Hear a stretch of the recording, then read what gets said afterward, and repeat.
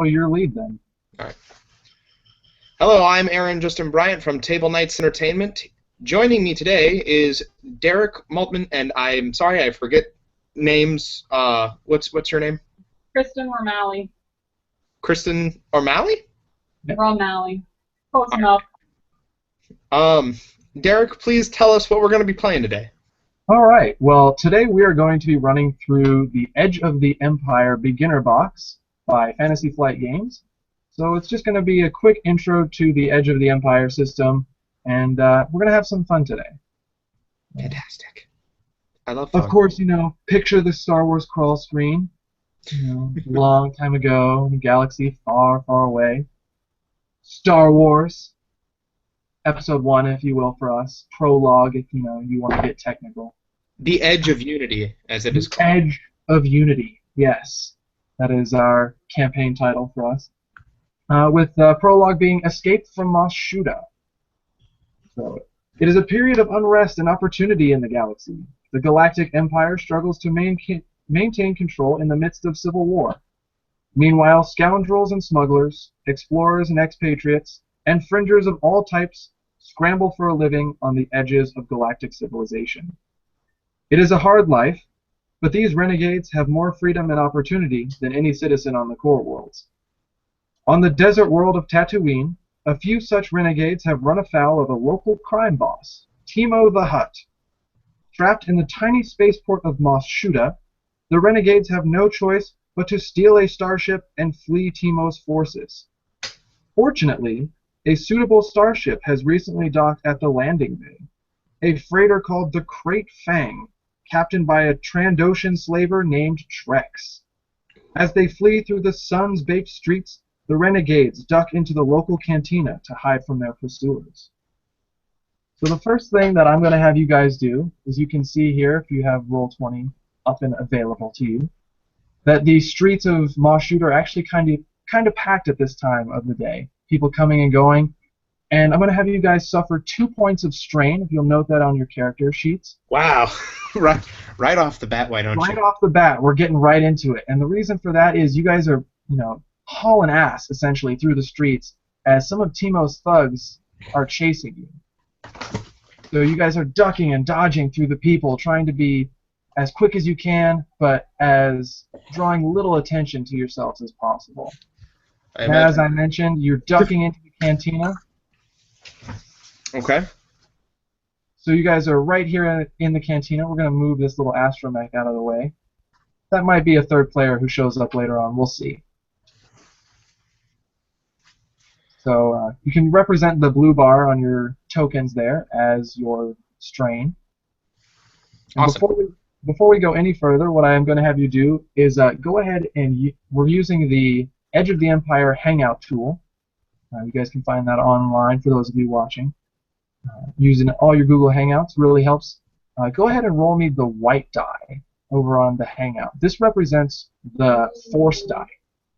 This is Destiny? That is correct. This is Destiny.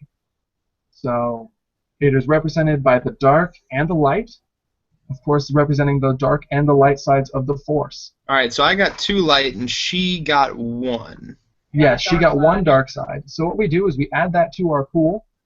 The dark side. So what this means is players, you guys can draw on the light side of the Force whenever you want to aid you in whatever you're doing. But I, as the GM, get to use the dark side of the Force. Now, that being said, this is just mechanical. It doesn't represent me actually using the light side of the Force, does it? Correct. No, you can think of this as, in terms of the Destiny pool, more almost like luck. The Force is with you. Oh my gosh, I totally forgot to pack a space suit, and I need to go on a spacewalk, but I flipped this Destiny point. Oh, I found one in a locker. Look at that. How convenient. Wow, that is. You only find that kind of convenience in movies. Exactly. So it kind of represents that flow of action in the movies to say, oh, hey, look at that. Only the hero ever has himself be fully prepared at all times. Kind of helps you with that. So anytime you want to use one of those, whether it be to actually assist you in a role or if you want to use it narratively, you're more than welcome to. But just know that anytime you use a light side pip, it gets flipped to the dark side. So then I have more opportunities to use it myself. Well, that sucks. Yeah. So I suppose it shows the ebb and flow. exactly. That's exactly what it's meant to do. The one thing I will say, just going forward for everybody listening, is I tend to play fast and loose with some of the rules. So if you've got some rules lawyers out there and you have your Edge of the Empire books and you're listening and you hear something that I do or say, and you look at the rules and you say, "That's not the way it was. That's not how it's written." Well, I'm sorry. That's just how I was rolling with it for the night. The rule of cool. Lawyers are grumpy old men. Yeah. The rule of cool is the thing that rules here. Oh, well, good. I'm glad to hear that. The rule of cool definitely wins out. I'm always down for letting something happen if it's super cool. All right. So we just ran in here to get away from the Timo. The thugs. So you guys enter the cantina, and as you're looking around, you can see it's kind of busy in here. There's about 20 patrons, not too many. The Deveronian at the bar is looking at you guys like, wow, you guys came in a hurry. There's a Twi'lek on the stage in the back, and you guys know that those thugs are right on your heels, so you need to find a good way to hide away from these people who are coming to get you. Hiding, huh? Yeah. I'm not very stealthy. You've got some options, just kind of looking around. And I'm 6'5" and a Wookiee on Tatooine, the desert planet. It's true, but you know if that's gonna work. It is a spaceport, so there are a lot of mixed species here. You know, you got some Twi'leks. You're even surprised looking around. You've got a couple Chiss that are hanging out in the back. That's the blue guys with the red eyes, right? Yes, that is correct. Some expanded universe stuff going on over there, or I guess that's now Legends. Sorry, guys. Oh God, don't say that, please. So, all right, they're hanging out in the back. So there's a lot of people, a few humans, no droids though. Well, considering this layout is accurate, correct? This is 100% accurate. There are just, imagine there's some other tokens in there. The bartender and the woman on stage are just kind of playful. I am going to beckon my companion, saying, "Follow me," and I'm gonna head over here and tuck myself in this corner. Fantastic. And I'm gonna put my slug thrower on my lap, just in case. Okay. And we're going to say, just for the ease of the story, that since you guys are both running from Timo, you've probably had a couple run-ins with each other. And, Kristen, what's your character's name? Pash. Pash. Okay, I completely forgot to introduce my character. I normally do that. I am Koth'Or. All right, so Koth'Or and Pash, you both have probably had a few run-ins with each other, so... Pash, you speak some, pretty decent Shriwook, not like fluent. You might get like every other word wrong, but that's okay. So you know exactly what Koth'Or is saying, but everybody else might not. So you might have to act as a go-between at times. I like it. So I'm actually going to use my deceit skill to try to make it look like I'm waiting on him, like I'm a waitress. Oh, okay. Ooh. Okay. So that way I'm blocking you, and I just look like a waitress. Okay, so that's cool. So what I'm going to have you do is we're going to go ahead and have you give me a roll here. This is going to be a deceit roll. So the way rolling works, very awesome for thinking on your toes there. So the way that the system for Edge of the Empire works is with these crazy funky colored die. There are positives and negatives attached to every roll. So your green die are basic knowledge with skill. They're attached to your abilities. Yellow's die represent proficiency. It represents the ranks that you have in a skill. Blue are what are called boost die, and are situational modifiers based on the environment, conditions, things I might give you for good role-playing, things of that nature. On the opposite side, you have purple die, which are going to be your basic difficulty. Red die introduce essentially a greater threat of something that could happen to you, like the I guess you could almost say like the natural one in D&D terms, the absolute worst failure. And then the black die are setback die. they represent things in the environment working against you. So sandstorms, rain, mist, cloud cover, boxes in the way, all those kinds of things. So Pash, you're going to be rolling 2 purple, that's average, deceit check. And that's going to be based against your deceit, which is your skill that you have on your character sheet. All right. Here we go. First roll of the night. Come on. Oops. Hey! So ignore the 2 force die that are added in there. Wait, that's just an advantage then, right? That is just an advantage. So what I do enjoy most about this Hangout tool is that it automatically does the math for you in the roll. No counting up successes and failures and canceling everything out. It does it all for you. So with 1 advantage, that means you didn't necessarily succeed, but you didn't necessarily fail either. The one thing that is really cool about this dice system is it's all narrative. I like to let the players tell me what happens with the positive side of things, and then with the negatives, I will suggest things. Players can suggest things that are even worse necessarily, or might be worse in general for their character, but it's okay. We run with it, and if they think it's cool and it adds to the story, I'll run with it. I prefer failure some of the time than succeeding all the time. Otherwise, here's the fun. Yeah, you get some of the best stories out of failure. So I would like to use my advantage so that I'm carefully looking at the door, and when I see anybody who looks like they're coming after us come in, I'll position myself so that my face isn't showing. So we're kind of... Okay, I like that. While she's taking my order, I'm gonna talk to her in my native tongue, which hopefully translates to, "Are they there yet? Are they there yet?" And my hand is shaking just a little bit. Calm down. My hand is shaking just a little bit, and in it, there's a small dart containing my my dose of Papa Sugar.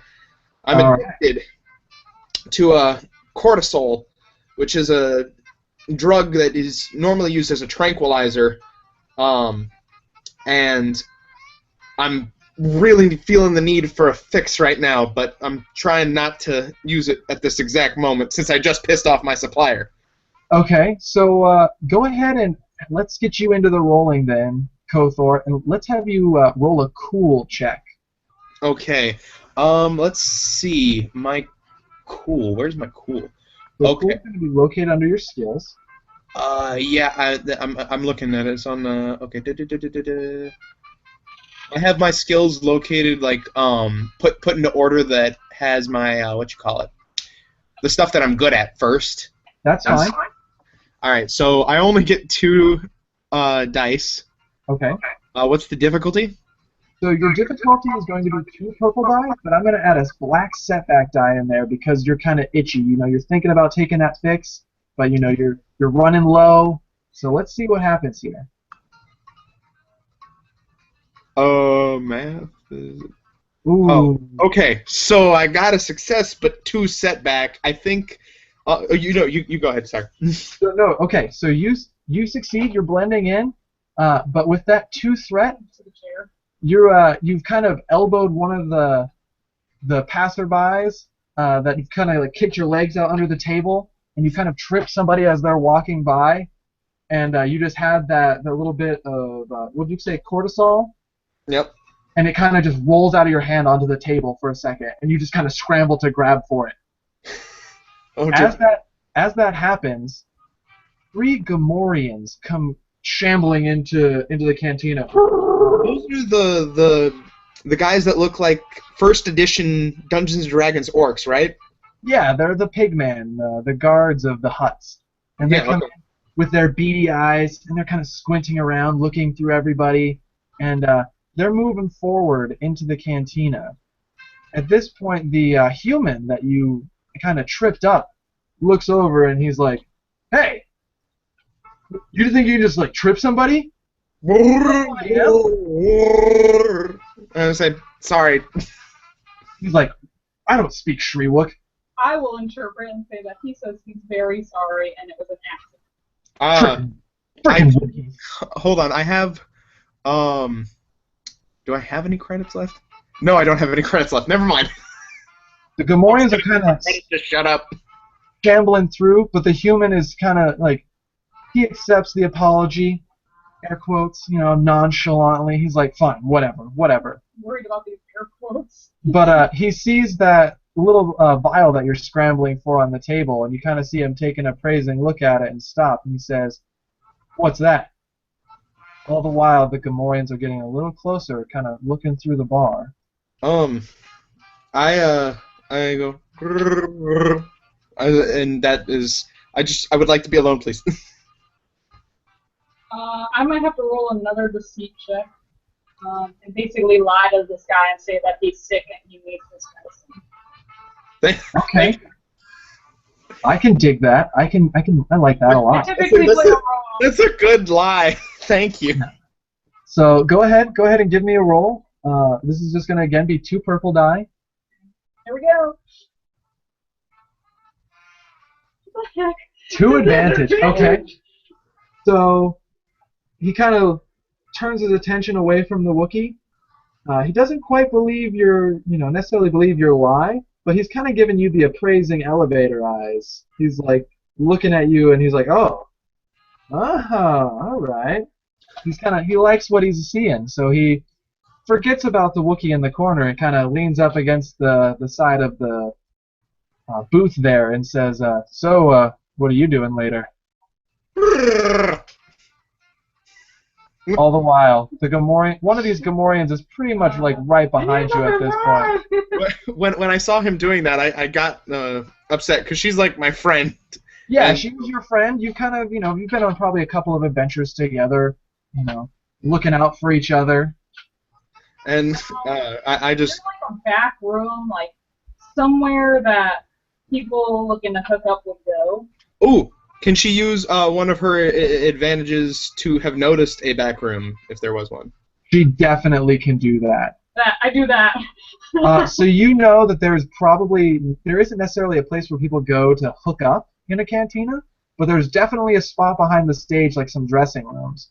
But these Gamorreans are getting really close to you, and you don't think they're going to be leaving anytime soon. So you could take this guy into the back room, or you could kind of, be thinking about going a little offense here. I used to take the guy by the hand and start heading towards the back room, and then my move from there, if successful, will hopefully be to, knock a table over for defense and start shooting.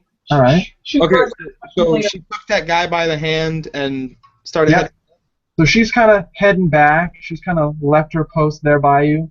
Okay, when I see her pass a table and she's about to, when I notice her hand moving, I realize what's up. I put my slug thrower away and I grab my knife. And do I see that Gamorrean out of the corner of my eye? Oh yeah, he's huge. He's so fat, you can definitely see him walking by. The moment that table touches the ground, I leap out and just stab the Gamorrean in the neck if I can. Oh, of course you can. That is fantastic. So as soon as Pash reaches this table, she just pushes the guy out of the way. I would like to push him into a booth so he is safe, even though he's a total pig and I don't like him. Okay. So you cut his elevator eyes out. How considerate of you. You push him into this booth back here into the corner, turn and flip the table, spilling drinks everywhere. The patrons go, "Hey, what the hell?" Or whatever the equivalent in Star Wars is of hell. And immediately, Koth'Or, you dive out of the booth on top of this Gamorrean. Fantastic. So this is going to be a surprise. So you're going to be rolling an attack against this guy. All right, I have 4 melee with difficulty. So the difficulty on this is simply going to be, let me check, it's only going to be 1 purple die because you've got the surprise. Hell yeah. And I'm even going to give you a boost die because he is so fat that he is hard to miss, and you're just catching him and his squealy pig eyes by surprise as a 6 feet of furry Wookiee comes flying out of the frickin' booth at him. Nice. Okay. Ooh, wow. Oh, beautiful. I done goofed him up. All right. Let's see. My combat knife. It says the damage mod is +1. I'm assuming that's +1 from my brawn. That is correct. So when dealing weapon damage with a melee weapon, it is your brawn plus whatever that weapon modifier is, plus the number of successes that you rolled on the dice. Okay, so then my base damage would be 5, but I rolled a total of 8 damage. And I would like to use my advantage, one of my advantages, to give her a boost die, if that's possible. Can I do that? That is totally possible. Right. Narratively, what you have done is you have surprised the Gamorreans by the bar. They had no idea what was happening, and so now they just see a big Wookiee just basically stabbing their Gamorrean friend right in the neck, and they're thinking, "No, Henry, no!" As I'm doing this, to further intimidate them, I'm just like horribly roaring in my Wookiee rage.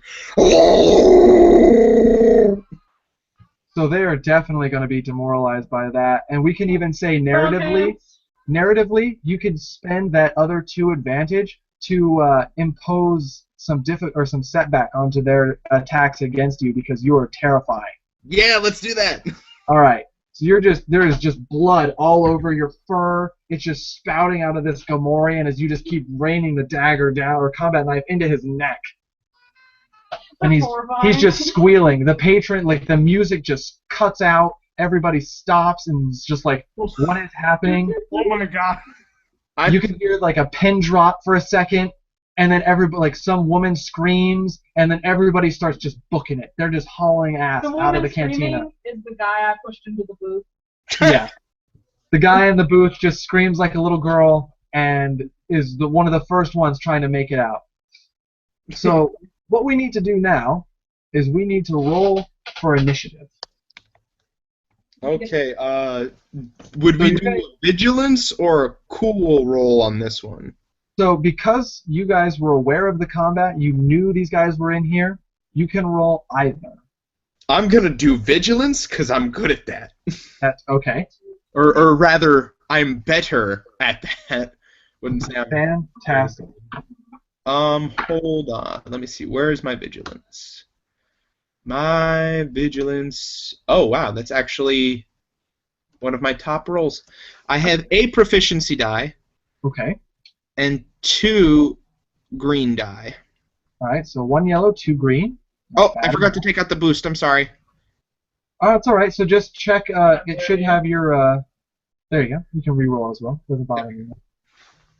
I don't like using rolls that are used. And they roll 2 and 1. All right. So what we have in Star Wars, Edge of the Empire, and the entire Fantasy Flight line of Star Wars products is a flexible initiative system. What you guys do is you roll either your cool or vigilance, depending on whether or not you're prepared for the encounter. And then I tally that up in terms of the number of successes and the number of advantages. And then that doesn't lock you into a spot. So with your 1 success, 1 advantage, you would technically be going before Pash, who only rolled 2 advantage. And then that would be how the turn order stayed if we were playing something like Dungeons & Dragons. But with this system, everything is left open to you. So what we're looking at right now, because I rolled 2 success, 1 advantage, is there's an NPC slot first, and then 2 player slots. So Koth'Or, you could go first this turn for the player slots, then Pash could go, then on the next turn, Pash could go, then you could go. It's kind of up to you guys how you want to do it on every round. It really creates a flexible system, and you get these really cool combos that you guys can work off of together. Yeah, definitely. I'll let her go first because I got some stuff planned. Don't kill the one that is next to me. Well, that's what I was gonna say. Like, you should go so that you could finish him off. Okay. I'll take it then. Well, the bad news is the Gamorreans did roll 2 success, 1 advantage, so they're actually going first. I'll let them take their shot. They're not going to survive the next 30 minutes, so. So, another 30 thing minutes, that's pretty giving. Another thing to know with Star Wars is how to do movement. Movement is not defined by the number of squares or 30 feet, anything like that. hence no grid on the map. It's done by what are called range bands. So you have range bands that start at engaged and go all the way out to extreme. Engaged being right next to somebody, and extreme being all the way out to a couple of kilometers away and like looking through a scope of a sniper rifle or binoculars in order to see. So what we will say is from the entrance of the cantina here all the way back to the stage, we would call that long range. Okay. So let's say, so you're already engaged with one Gamorrean here, Koth'Or, and we're going to say that Pash, you're probably only about short range from where you are from this Gamorrean here. They're pretty close to you. So this guy is going to spend his maneuver to close to engaged, from short to engaged, and then this Gamorrean is going to try to shamble around the backside to get close to Pash. So that's going to be their maneuver for the turn. Actions are broken down into actions and maneuvers. On your turn, you have one action and one free maneuver. You can suffer 2 points of strain in order to take a second maneuver. A maneuver being drawing a weapon, standing up from prone, dropping to prone, dropping down into cover, interacting with the environment, or taking the aim action, which would grant you a boost die on your attack. You could also assist somebody as a maneuver and grant them a boost die. So hopefully that wasn't too much explanation, and I didn't lose anybody. Oh, no, that's totally fine. All right, so then the Gamorreans are going to attack. They are what is called a minion group, so they attack as a unit, essentially, getting proficiency dice for the number of individuals in the group. So they're basically better as a group, and the more you kill them, the worse they get, as they are essentially demoralized by what is happening. Mm.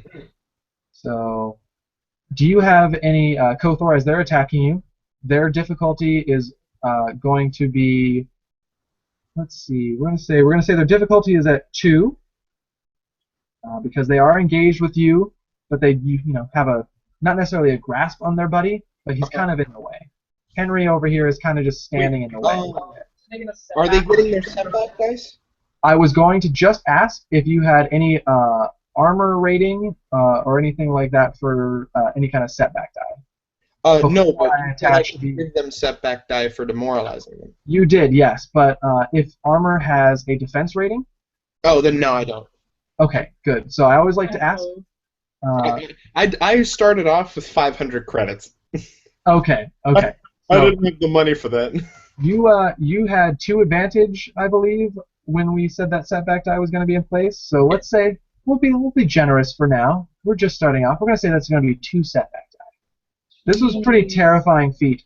So we're looking at 2 green, 1 yellow for these Gamorreans as the positive side, 2 purple, and 2 black.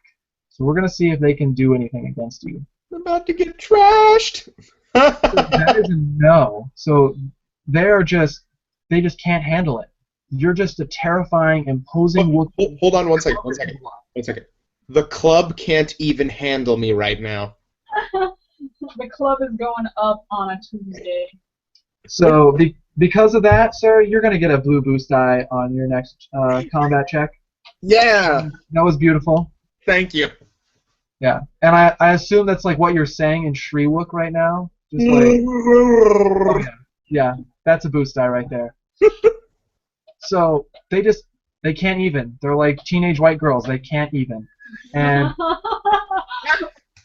this Gamorrean just like kind of stumbles back as he's, everybody's swinging their vibro axes trying to just attack you, and stumbles to the point where he falls back into the table, kind of, losing his balance, and he's going to actually take a wound as he bonks his head against the table.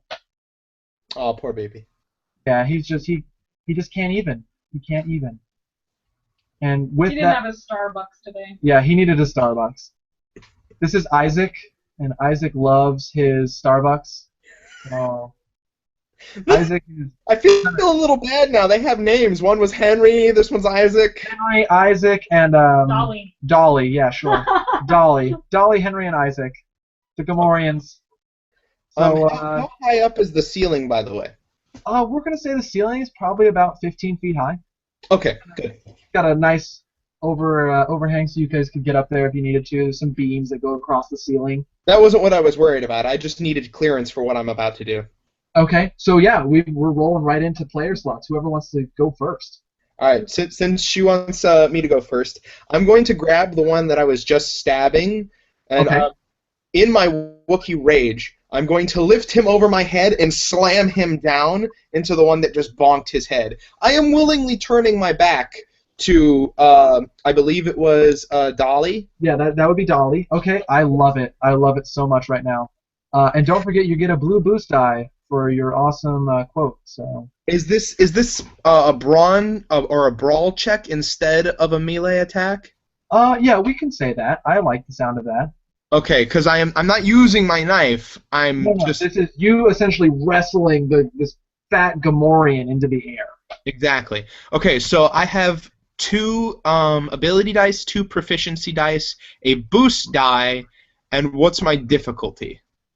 We're going to say 2 purple, but we're going to impose a black setback die since you kind of turned your back to the to Dolly. Cool. All right.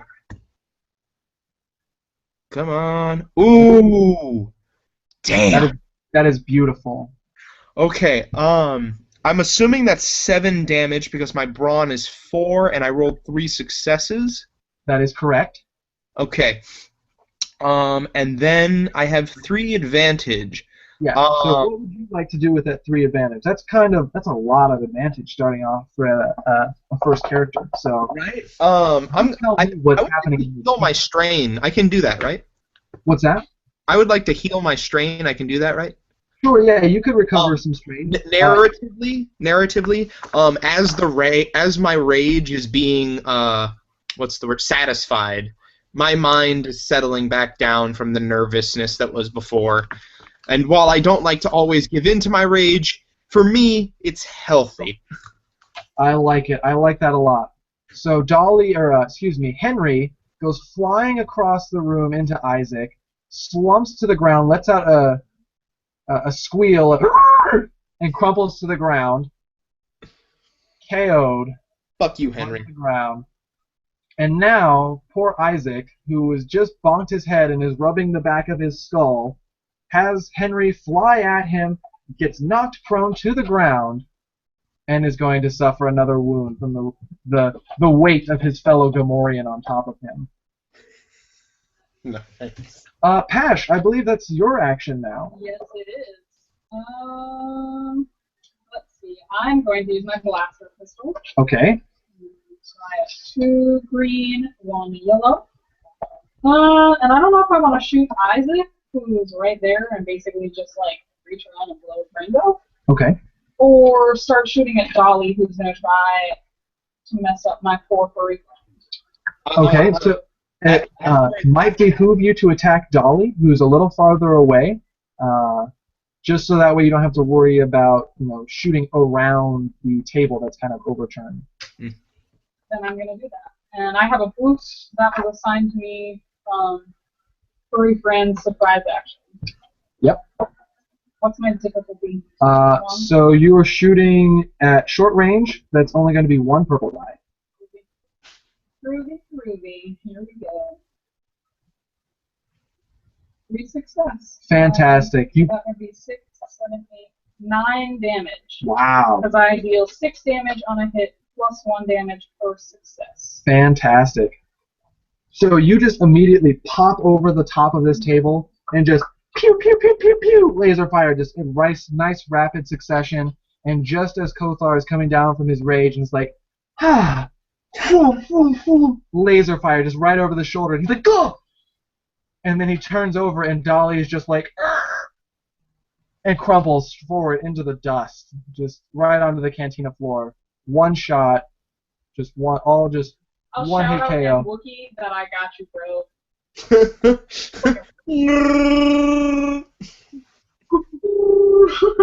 So with that, Isaac has kind of pushed his Gamorrean buddy off of him, poor Henry, stands up as his maneuver, and kind of looks around, realizes that Pash is in front of him, Koth'Or is behind him, doesn't really know what to do, and then he is going to try, seeing no other recourse, run. Run as fast as he can. So he's trying... His little pig legs waddling as fast as they can go, and his weight just shifting back and forth, his arms up in the air just... Can I try and stop him? All right, so go ahead. All right, what do I need to do for this? I'm guessing it's another brawl thing? Well, that would you tell me what you want to do. Do you want to tackle him? Are you trying to shoot him and kill him? Or are you... As he it tries to pass me, I want to clothesline him. Oh wait, no, that wouldn't work. I'm like 6'5" and he's like 5 feet tall. You can squat. You get a little squat bend in there, just Get your workout in. little I'm Pilates. basically gonna like hammer fist him down, and then I'm gonna put my my claws at his throat, and I'm gonna try and pick him up. Okay, so that would definitely be a brawl check. Okay. What's my difficulty? So it's going to be 2 purple.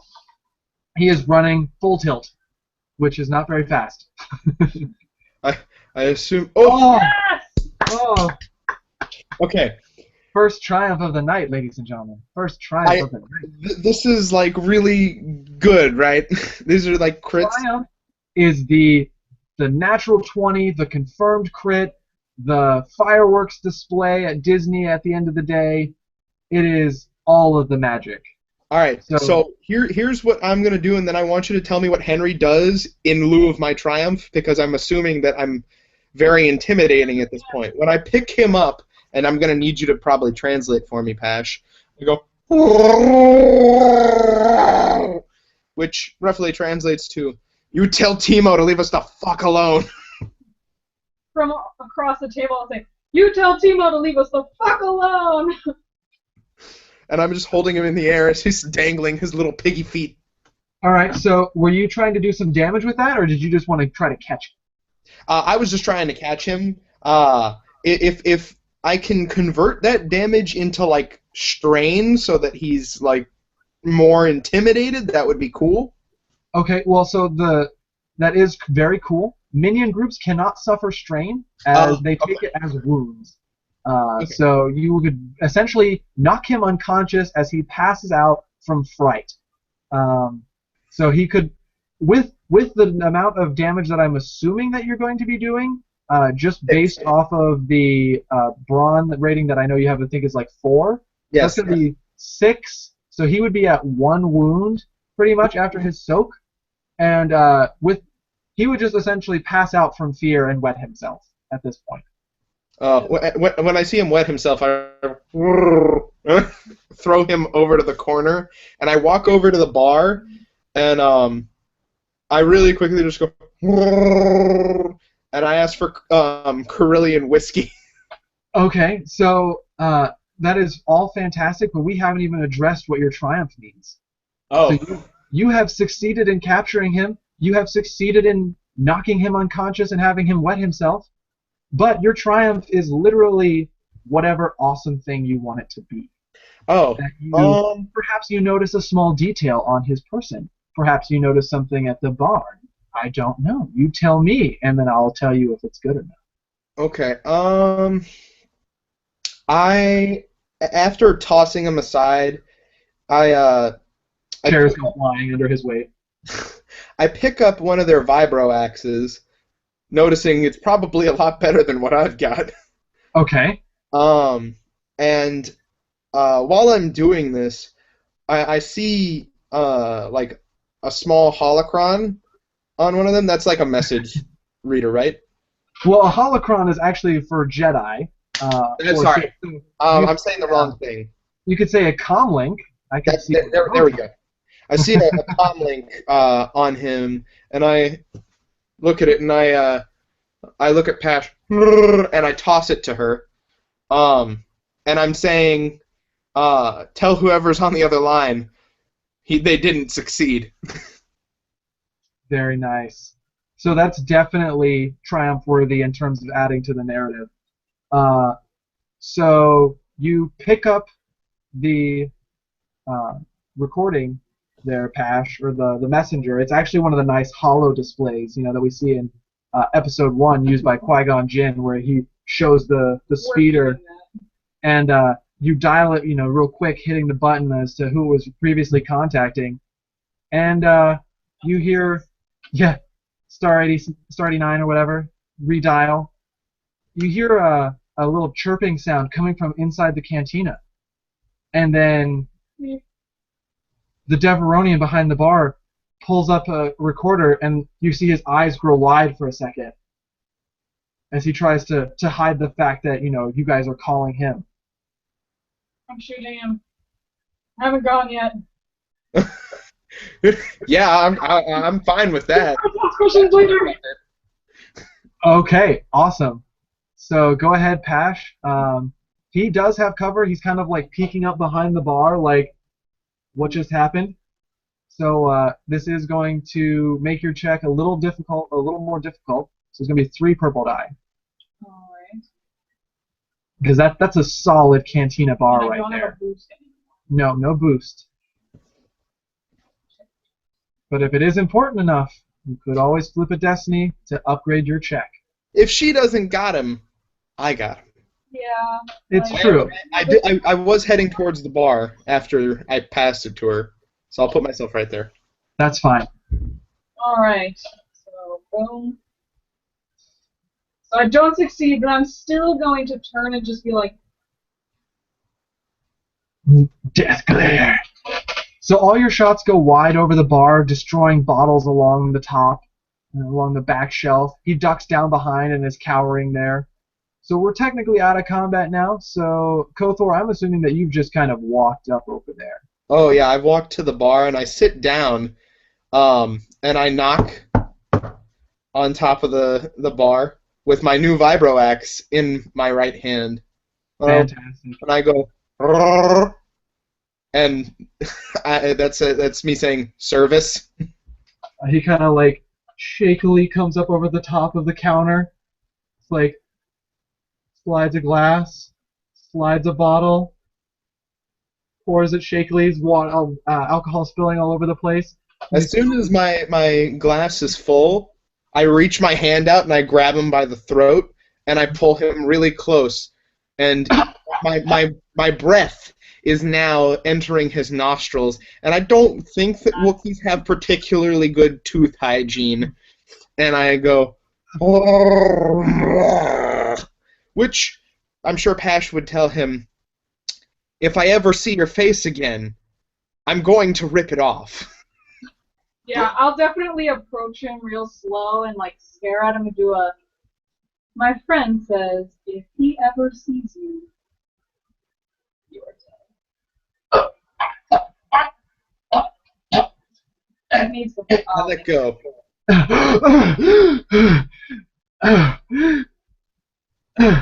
Look, it's not my fault. Timo owns the whole city. We were told to keep a lookout for people matching your description. I just run the bar. I toss the whiskey back, and Ducks. No. Oh, in my mouth. Oh, okay. I thought you meant he threw it at him. No. He even sees you lift your cup real quick, and he just ducks anyway. He's just terrified.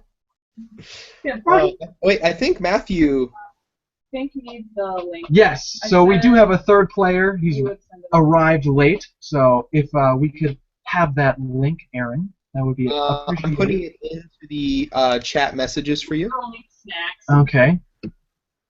Man, this feels like Star Wars right off the bat. That's what I love about. Oh no, I clicked a button. Uh-oh. Hopefully, I haven't messed anything up. Thank you for being such a diligent translator, Pash.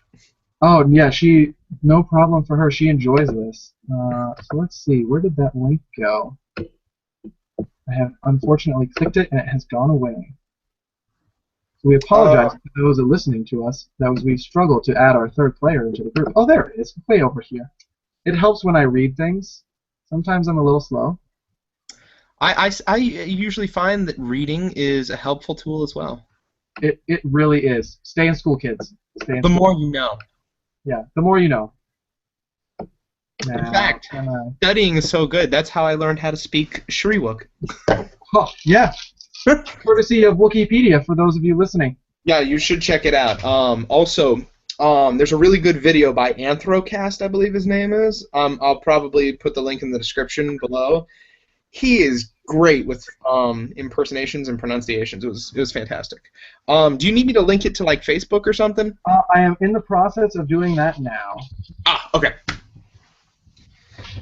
So he will be playing essentially an astromech droid if he is capable of joining us. We're going to try to sort this out as quickly as possible. All right. So I think he is here. Was Cerulean whiskey any good, by the way? Like, was it Cerulean whiskey is so good. Was it worth what I went through, though? Yeah. You kind of settle in and it's like a. Hey, guys! Hopefully he can hear us. Hello. Fink, can you hear us? I don't know if he can hear us. We are experiencing technical difficulties. That happens a lot. It is unfortunate, but what can you do, especially when we're running something live? Yeah. Can I do my R2D2 screen? Usually I put like something in the chat below if it's like too long to jump to this. Yeah. Yeah. Well, I figured this was a good point to drop the action for a minute and kind of get a feel for what was going on, if we can hear Fink or not. It's been so awesome. Like, what has it been, like 20 minutes, and I already feel like a fucking badass Wookiee.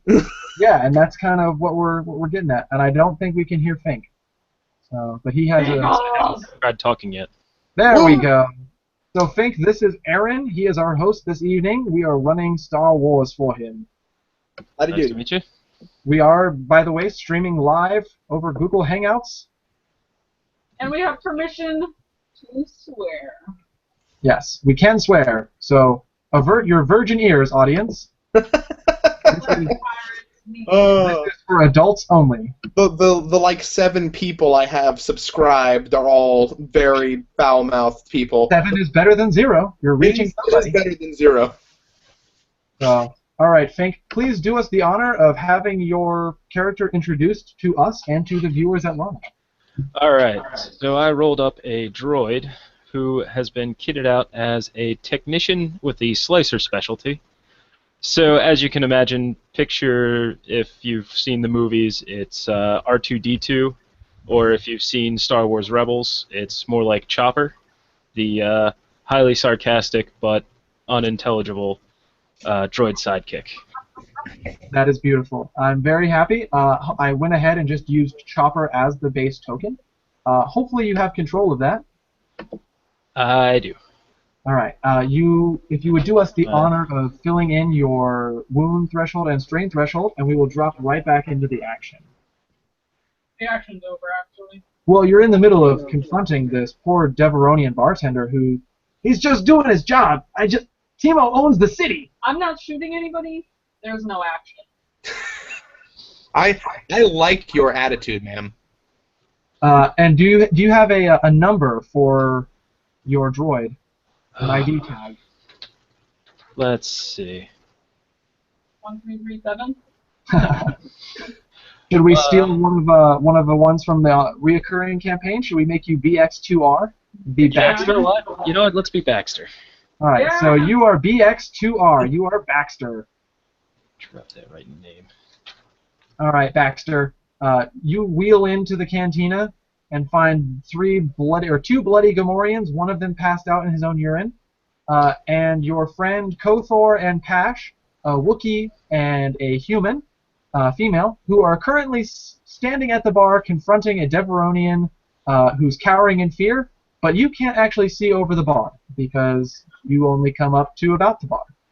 As I hear the whirring at the front door, I assume it's a familiar noise to me. Oh, it is. You recognize. It's very distinct. I perk up a little bit and I go, Baxter!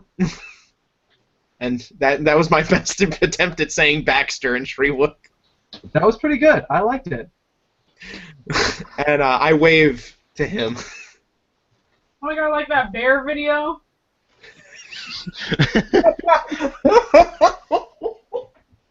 It's beautiful. I bet you didn't think I was going to be so funny. It's what we do. We have fun and laugh at good times.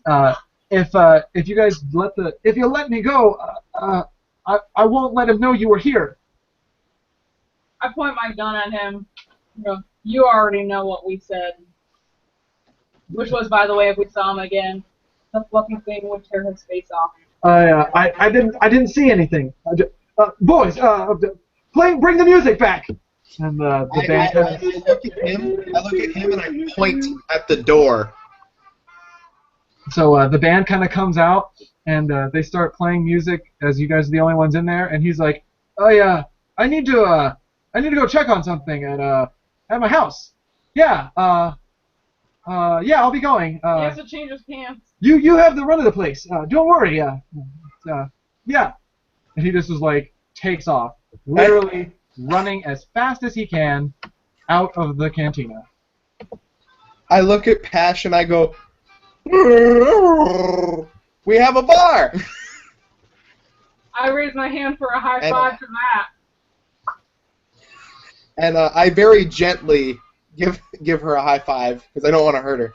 And then I jump over the counter and I kind of just like put all behind on the table and I just go, and I say to the rest of the people, "Free drinks for everyone." There's nobody else in the cantina except for the guys on stage playing the music. Oh. They all ran as fast as they could as soon as you started chopping up Gamorreans. I look sad for a second, and then I go, "More for me." So, Baxter, as you wheel up, you kind of know that if you stay here too long, more people are probably going to come looking for you eventually, because even though the Deveronian said he wouldn't tell anybody, I'm pretty sure somebody else is going to say something. Alright, so then I guess Baxter's going to wheel around behind, what was her name again? Pash. Pash, and just start bumping into her legs, trying to push her towards the door. So to make it easier to remember, I'm a spice smuggler, so I'm Pash Spice. Oh, God. My 90s reference. Oh my God. So bad. But so funny. I point at the door again. Be gone. When I see Baxter doing that, I go, and I say okay. And before I leave, I'm going to look for as many credits as I can find behind the counter and grab them because I'm dirt poor. Okay. So between the two of you looking behind the bar and Baxter just kind of being like, "Rah, rah, rah, rah, rah." Do you have the little grabby arms like Chopper does? Yeah, definitely. Okay. So you're like beating your head, like, "Oh my God, hurry up!" You guys managed to find probably about 150 credits behind the bar. I want to search the closet while he's looking for credits. Okay. Well, Pash, while you're in the closet and while Koth'Or is finding all the credits, you actually find a little data pad. It's not locked, it's not encrypted, and it has like a manifest of ships that have come in recently, as if the Deveronian was keeping tabs on things for Timo. And you see that there's a ship called the Crate Fang docked in one of the landing bays. And it's currently in need of repairs. And it's the only ship that has docked within the last week. And it needs a couple repairs, as I said. And what it really, really needs is a hypermatter reactor igniter, or the HRI, or the HMRI, if you want to be specific. So if you could find a replacement part, you could probably find a way out of here, or out of this spaceport, that is. The junkyard. Because Timo owns this place. We own this place. You own the place. Timo owns the place. Fuck that guy. Hey, Mine. a Wookiee can own whatever he wants to own. It's true. He can try. So as you guys exit the cantina with this information, you get a good look at Mashuda itself. You know, here's a good overview of the. Are you kidding me? The junk shop is literally like 2 miles away from Timo's place. Yeah. Well, I mean, this isn't such a big place. You could probably cover one side to the other in about 30 minutes at a run. Oh, okay. You guys are down here at the cantina. Oh, right in front of my face. Yep, right there at the bottom. Oh, okay. We're not that far away. Nope. You can see people kind of coming and going, speeders, going around. And just as you guys are listening in to kind of passerbys, they're like, "You hear? They closed the gates. How the hell am I supposed to leave now?" I look at the guy and say, "What gates?" He's like, "Frickin' Wookiees." He just keeps walking. No. I'll approach him and bat my luscious eyelashes. All right, so And oh, what gates? I'm a so dumb girl. he says, the electro gates leading off of the mesa. Like the only way in or out of Mashuda unless you've got a freaking ship." I look at Pash and I go, "We need to hurry and get the hell out of here. Timo's gonna get us killed." Let's bounce. I hop on the old Shia, which since I've been with these guys, I assume that I have a sidecar for Baxter. You don't have a sidecar for Baxter. You literally have to strap him on like R2-D2 in the movies. You just lay him down on his side on the back, and he just kind of, you strap him down. I'll hold him like a wee. Yeah. So he's like, "Rah, rah, rah, rah." I grunt to Baxter, and I go, "We'll get a sidecar as soon as possible. Sorry." The old Sheila, by the way, Just hang on to the back and use his little like, claspy arms are not enough to hold on to a speeder while it's in motion. The old Shia, as he was gonna say, is the first thing that I got after I was exiled from my clan. And it's a downtrodden, it's falling apart, it's always in need of repair, but I've never scrapped it because it was the first thing that I got after His first car. after I got exiled, and I just couldn't get rid of it. I loved it too much. All right. Well, Koth'Or, because you said that, I want you to go ahead and make me a piloting planetary check with 3 purple die and 1 black setback die to see if the old Sheila even starts. devil. It's not Sheila, it's Shia. Oh, the old Shia. I'm sorry. Excuse me. It's the cool. old Shia. Just Don't worry about it.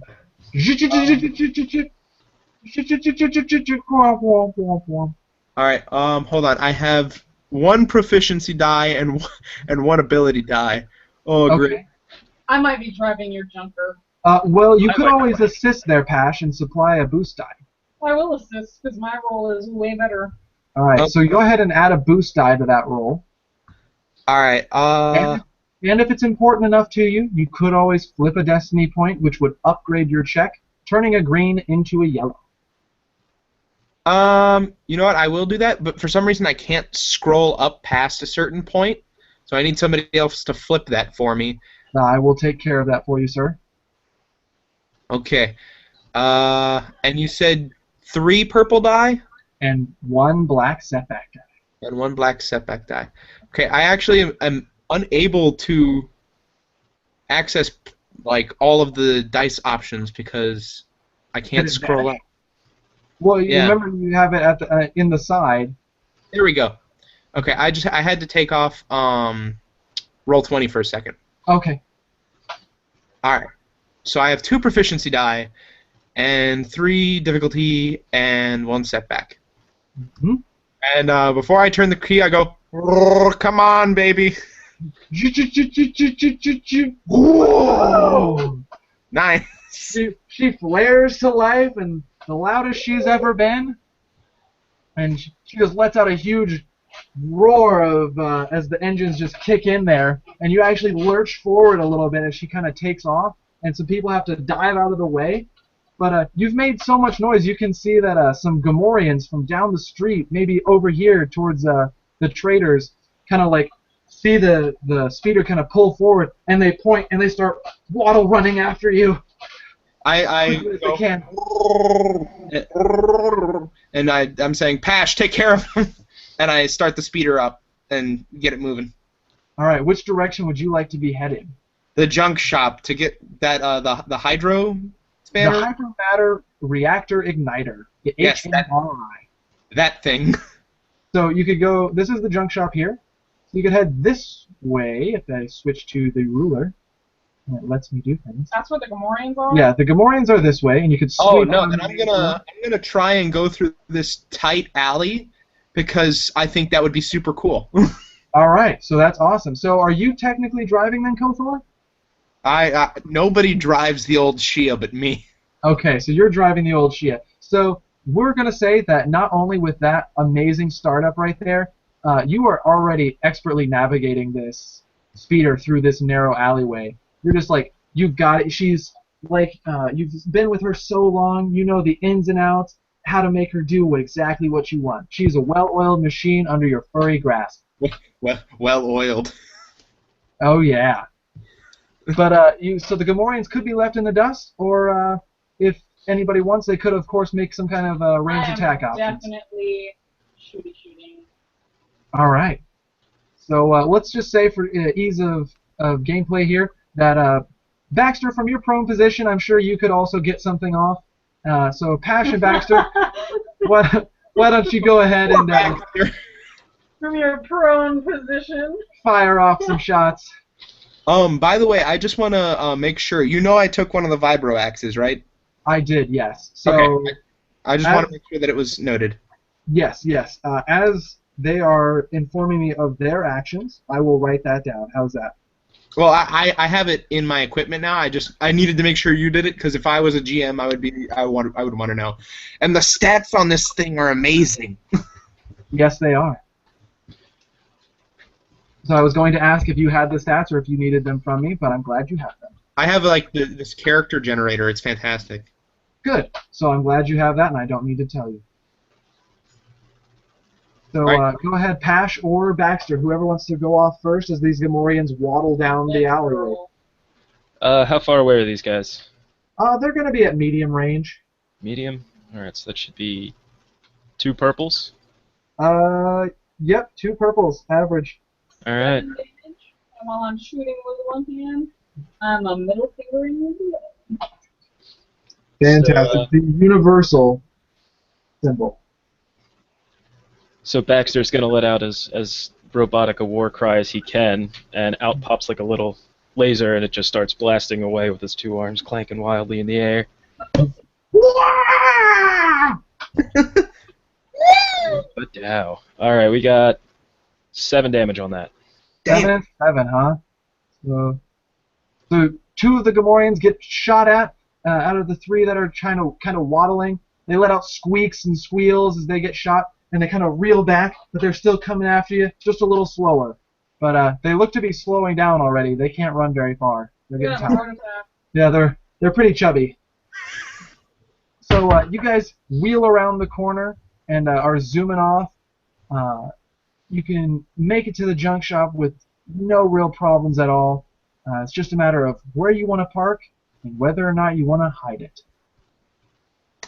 Definitely gonna hide the old Shia because I know that Timo knows my old girl just as well as he knows me.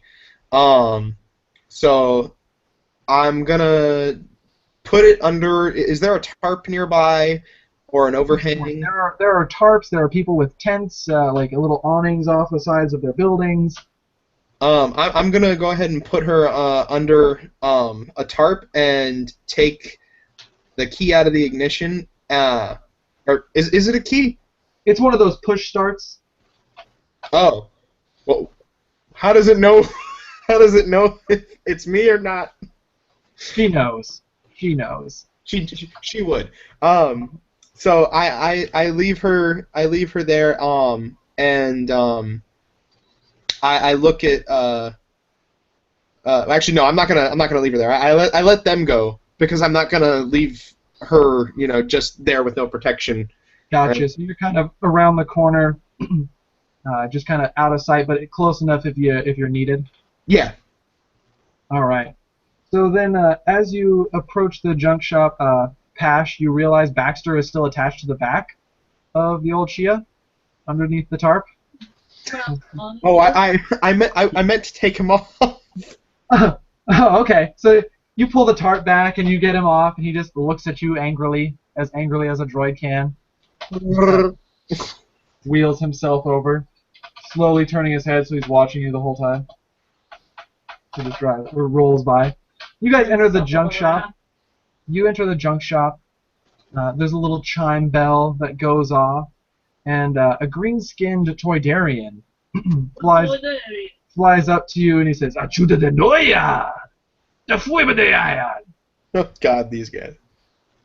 Which, of course, you know is, "Oh, good afternoon. What can I do for you?"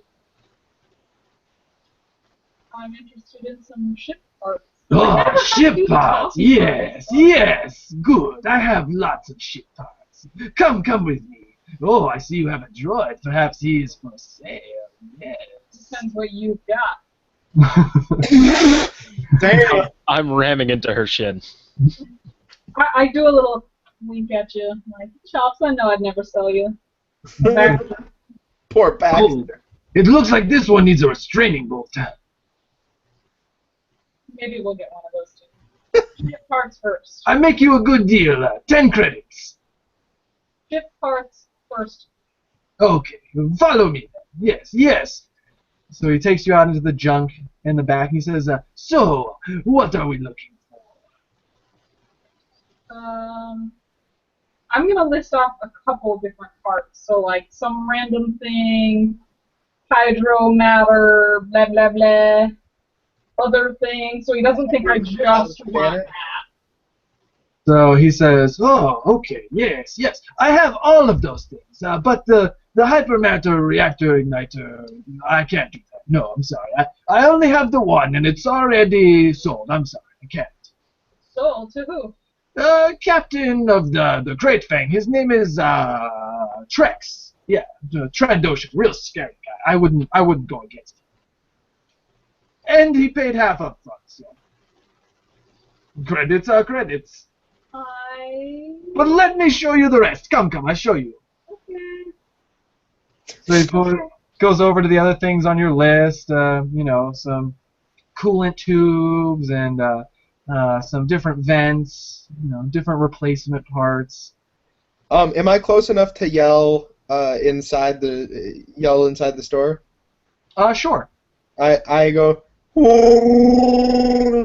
And I tell Pash, see if he has any starters. I'll mention that. I don't want Shia locking up on me. My friend here is interested in some starters for a speeder bike. Oh, yes, starters. Oh, plenty of those. And he literally just points to a mountain of starters. Like, it's a Guardian E2 Escape speeder bike. What's that? It's a Guardian E2 Escape speeder bike.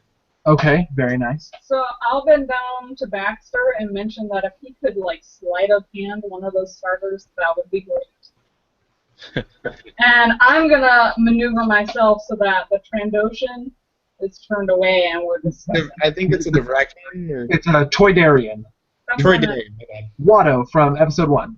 Hence my weird accent. It's not the best Watto impression, but you know, it's close. It's pretty close. It gets the job done. Yeah, it gets the job done. So go ahead and this would be what? Let's see. A deceit? I can see deceit. Or a skullduggery. I also like skullduggery. What about charm? Charm would be from you, Pash, from just trying to keep the Toydarian's attention. But What's my difficulty? 2. 2 purples. Succeed in. Yeah. So you have his attention as he's just rambling off parts, and you're kind of haggling prices back and forth. How difficult for trying to swipe this thing? Oh, well, we're going to say it's only going to still be 2 purple. This is kind of average since there's so many. But because you're a droid and you don't really have like very good graspy hands, you can kind of get things. We're going to impose 1 black setback die. Oh, Jesus. Hmm. You're real. I mean, I could always also flip a destiny point because you could pull one and the whole tower could come crashing down. See, but what if I want to do that? Then, well, you want it to happen? Oh yeah. Put I'm a, Oh my I'll God, flip the Baxter, dice. why? put a restraining bolt on me. No, So, I'm gonna let's upgrade one of those purples to a red. it's the revenge of Baxter. It creates a beautiful story. I like it. Come on. No! So Yeah. it's only one failure, but for the sake of the story, Baxter looks over and he sees it's like a Jenga tower. There's that one little starter that's like half in there, and you can see that it's just what's holding everything up. He just turns his head over to look at Pash, who's kind of just like, come on, get it.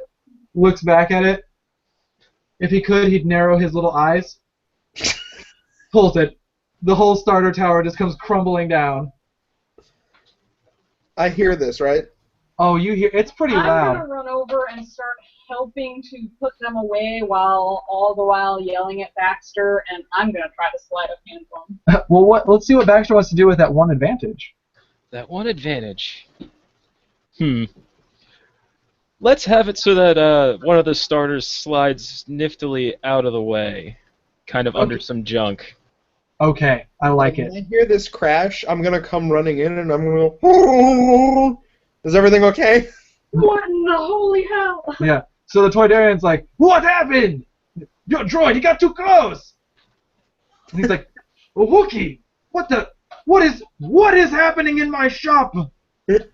I'm a respectable customer, sir. How dare you? So he says, look, do you want these parts or not? You're causing all sorts of trouble in my shop. I apologize. We do really need that restraining bolt. Like I said, Running into her shin again. 20 credits now, 20 credits. Your droid is too much trouble. I go to Baxter and I just kind of like pat his head and I just like kind of like grab one of his grabby arms and I'm just like gently nudging him backward. No. Like a naughty child at a store. No, Mom, Yeah. I don't want to go. So I think I'm going to relook at my fluffy companion that we need some muscle for that part. For If you the know what I mean. Oh. okay, wait for the. Okay, she's telling me to like assault the guy so we can get the starter. I think that's what. No, I think she's talking about, assaulting him for the hypermatter reactor igniter. Not for the starter. I'm just gonna take one. Okay. When she says this, I go. What's the? Why can't we just buy it? What's wrong with buying it? I'll mention that it's taken. So the Toydarian the whole while is just kind of like. While he's looking at me, is Pash gonna try and take one of the starters? The starter that carefully rolled away. For a boost. I look at the Troydarian and I normally I'm a little bit hunched. I straighten my back out and I crack my neck and I kind of itch my side near where the hilt of my shiny new vibro axe is. And I narrow my eyes at him and I go to Pash and I say ask him again for it. The Toydarian looks at you and he's like, what does he think he's doing? You don't scare me. He kind of floats up to your level. I'll mention that my fluffy companion is also interested in a hypermatter blah blah blah. Hypermatter reactor igniter. Yes. Hypermatter gastronomic spectrometer. Yes. The HMRI, the incredibly long-winded Good word. dad. So he says, look, I told you, I can't sell it. It's already sold. He paid half up front. Unless you can match. How much to match? 150 now, 200 later. 150. How about we don't fuck your shop up? Have you seen my shop? It's junk. What? Ooh. I laugh at this. I can understand him, right? Yeah, he's speaking in Galactic Basic. I laugh at this and I put my paw up to Pash and I just go here and I hold out the 150 credits and I wink at her and and I'm urging her to take the fucking part now while I have his eye. Yeah, I'm trying. I don't know what to roll. Okay, so you're trying to take the starter, or you're trying to... Yeah. Okay, Starter. so the starter is going to be a skullduggery check. It's kind of like one of those... Difficulty? We're going to say that this is going to be 3. This is kind of hard because he's kind of onto your guys' scheme a little bit. I think now would be a good time to maybe use one of those points. Oh, she went for it. Never mind. We're good. One success, 1 threat. All right. So you managed to just kind of that little starter up into your sleeve. You slide it up your sleeve a little bit, you know, into the secure zone, whatever you got hidden away in your pockets is. And 1 threat, though, we're gonna say that it was a really iffy scenario right there. So we're gonna say you suffer a point of strain. You're kind of running on your edge of your nerves right now, like, oh my God, I hate this guy. Just give us what we need. So I'm handing him the 150 credits, and then I go, I look at her, and I go, ask him if he wants this vibro act as the rest of the payment.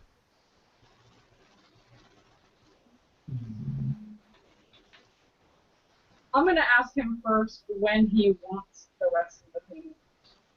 When do you want the part? Now? I don't know, he suddenly developed a slight French accent right there. That was weird.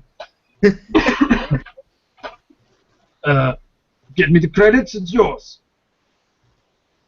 Can we trade a vibro X for this? So now we're entering into negotiations. So someone would have to make me a negotiation roll. Baxter, I want you, as you're kind of just cruising around the junk shop, because they kind of have pushed you away a little bit, you notice one of those little trash can robots, or droids rather, one of the little 2-legged walking ones, kind of wandering around, kind of moving things in the junkyard, and you kind of it sees you, it turns to you, it's like whop, whop, and you guys can communicate back and forth in binary. Alright. I guess I'll ask him where this hypermatter reactor igniter is. He turns, whop, whop, and kind of waddles over. And then you see it. It's about like 4 feet long, 2.5 feet tall. It's on a repulsor sled. He says to you, what are you going to do with it? I'm going to tell him that I'm here to pick it up. He says, are you sure? Yeah. My inventory says this is for a bounty hunter named Trex, who's Trandoshan, and he didn't say he had a droid. Well, your junk master didn't say he had a droid, so what? Well, that's because he's a dick. Yeah, well, so is Trex. And I don't like him. Well, I don't like Trex either, but gotta do what we gotta do. So let me take this thing away so that I don't get another goddamn restraining bolt put on me. Okay, so now I need a deceit check from you. Jesus, Baxter! If this succeeds, it's going to be fantastic. You're going to get a blue boost die on this because the droid just doesn't give a shit. Awesome. What's the difficulty? 3 purple die. It's hard. Damn. You could flip a destiny and upgrade. Ooh. Flip. We need this thing. Yeah. Flip, flip, flip. Can you flip that for me, Derek? I shall flip it. I shall flip it. There we go. We're at 2 dark side and 1 light side. All right, here we go. Yeah! So he believes you. He kind of waddles over, whop, whop, kind of bumps into the controls, and the repulsor said kind of moves over to you. The control panel is low enough. He has a little integration port that you could sync up with. Score. And it is now essentially just kind of like floating behind you as you roll around. Yep, time to get out of here. Sneak it out. But as we're talking to this guy, I smack myself on the face and I look at Pash and I go, we could have just told him we were here to pick it up for him. That was an option. Something you guys can always do. Is lying is something you guys are basically lying. And then I just slump my head because I was too dumb to think of that. But that's okay, because we got one threat to resolve. So, Baxter, as you're kind of cruising out of there in the background, like, it's just like you're dragging this thing behind you. You aren't paying attention to where you're going as you're essentially gloating with, like, fingers up towards the rest of the group. If Baxter could, he would. You don't realize that you have cut the corner too sharp, and you bump into the wall and out the door, and you make some noise. So I need this negotiation check that you guys were doing to see if you can hold the Toydarian's 2 purple die. He's just like you got him in a jovial mood. You've given him the 150 credits up front, so now you're just kind of haggling. Do I get a boost for the 150 credits? Sure. That sounds reasonable. Sweet. Yeah. So, despite the noise, as Baxter's like, oh shit, and he's like now out the side, like, don't even look over here. You didn't see that. Nothing to see here. Move along. Yeah, nothing to see. This is not the droid you're looking for. Exactly. So. You're on the right planet too. Exactly. The Toydarian says, okay. The Vibro Axe and 150 credits, it's yours. I pick up the Vibro Axe and I look at it longingly, and I go, and Pash understands it as, my sweet, I never got to use you. I'm gonna tell him to wait. All right. So before Koth'Or hands it off. The Toydarian Yeah. see, does he know that thing's gone? Nope, he doesn't know. So we can presumably tell him we'll come back and pick it up later. Yep. Okay. And keep the Vibro Axe. Yep. So you're going to use your success I got you. and your advantage to kind of say, oh well, we're going to think about it a little bit, like the used car salesman thing, where you're at the lot and he's like got you sold on it and he thinks he's got the sale and you're like, no, we're going to wait. We have to come back with Blue-balled. Pretty much, like he's super hard on for the sale and he's like, yes, I'm going to make some more money off of this than I was going to before, and then just bam! You slam the door in his face, and he's like, okay, you come back later. It's here, I'm here, I've got the 150, I get the rest. I give him a jovial,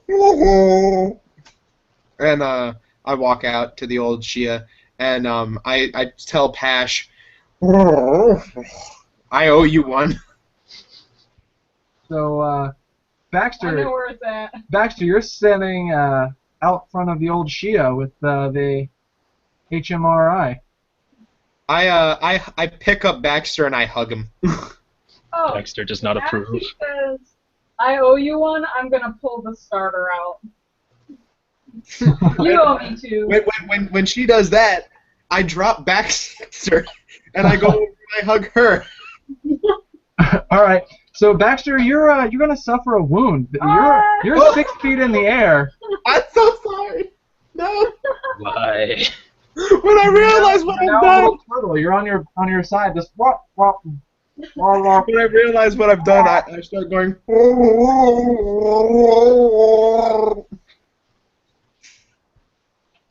So. Does anybody have mechanics to quickly put this in? I do not. Baxter. I'm gonna assist Baxter up.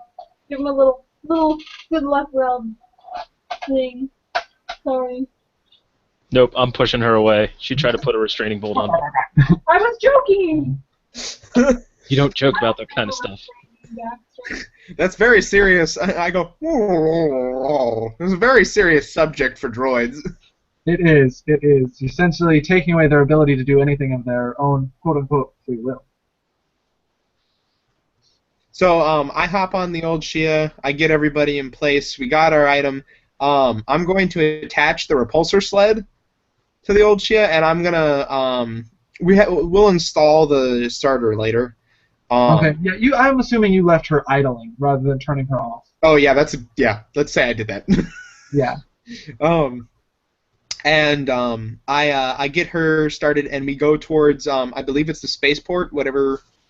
Yep, so you guys would know, or Baxter would actually know from the information gleaned with the HMRI port on the side of the repulsor sled that this is supposed to be delivered to Landing Bay Orek here on the eastern half of Moshuda to be installed in the Crate Fang, which is the ship of bounty hunter Trex, who needs it to be replaced so he can get off planet and leave this hellhole. But let's give I need somebody to give me a streetwise check. That's not going to be me.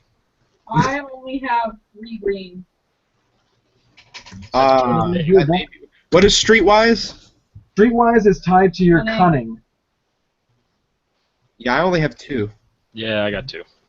So it sounds Oh, like you cash. 3 greens, and this is going to just be a 1 purple die. This is an easy check.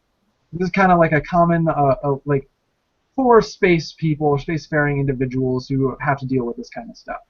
All right, success and advantage. Fantastic. So you know that any ship, no matter where it's docked, typically has docking clamps attached to it, simply so that way it doesn't get bumped, or if there's other ships coming in and out of the area, that they don't get in the way of the other ship, or if you want to keep a ship locked down in a particular area for any given kind of time. It's like clearing a flight with the FAA or ground control. It's like, hey, I'm ready to take off, and it's like, oh, you're clear for takeoff, and docking clamps are released.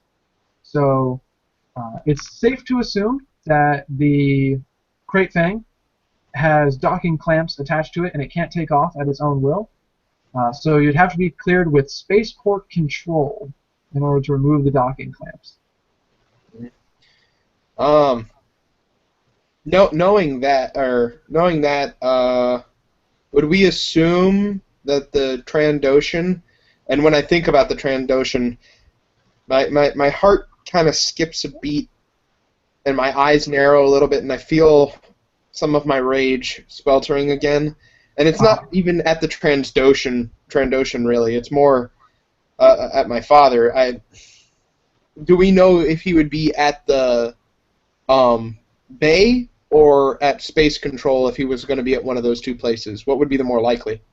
It would kind of be 50-50. You could safely assume, or you think safely assume, that since he's kind of waiting on a part, he's probably with the ship.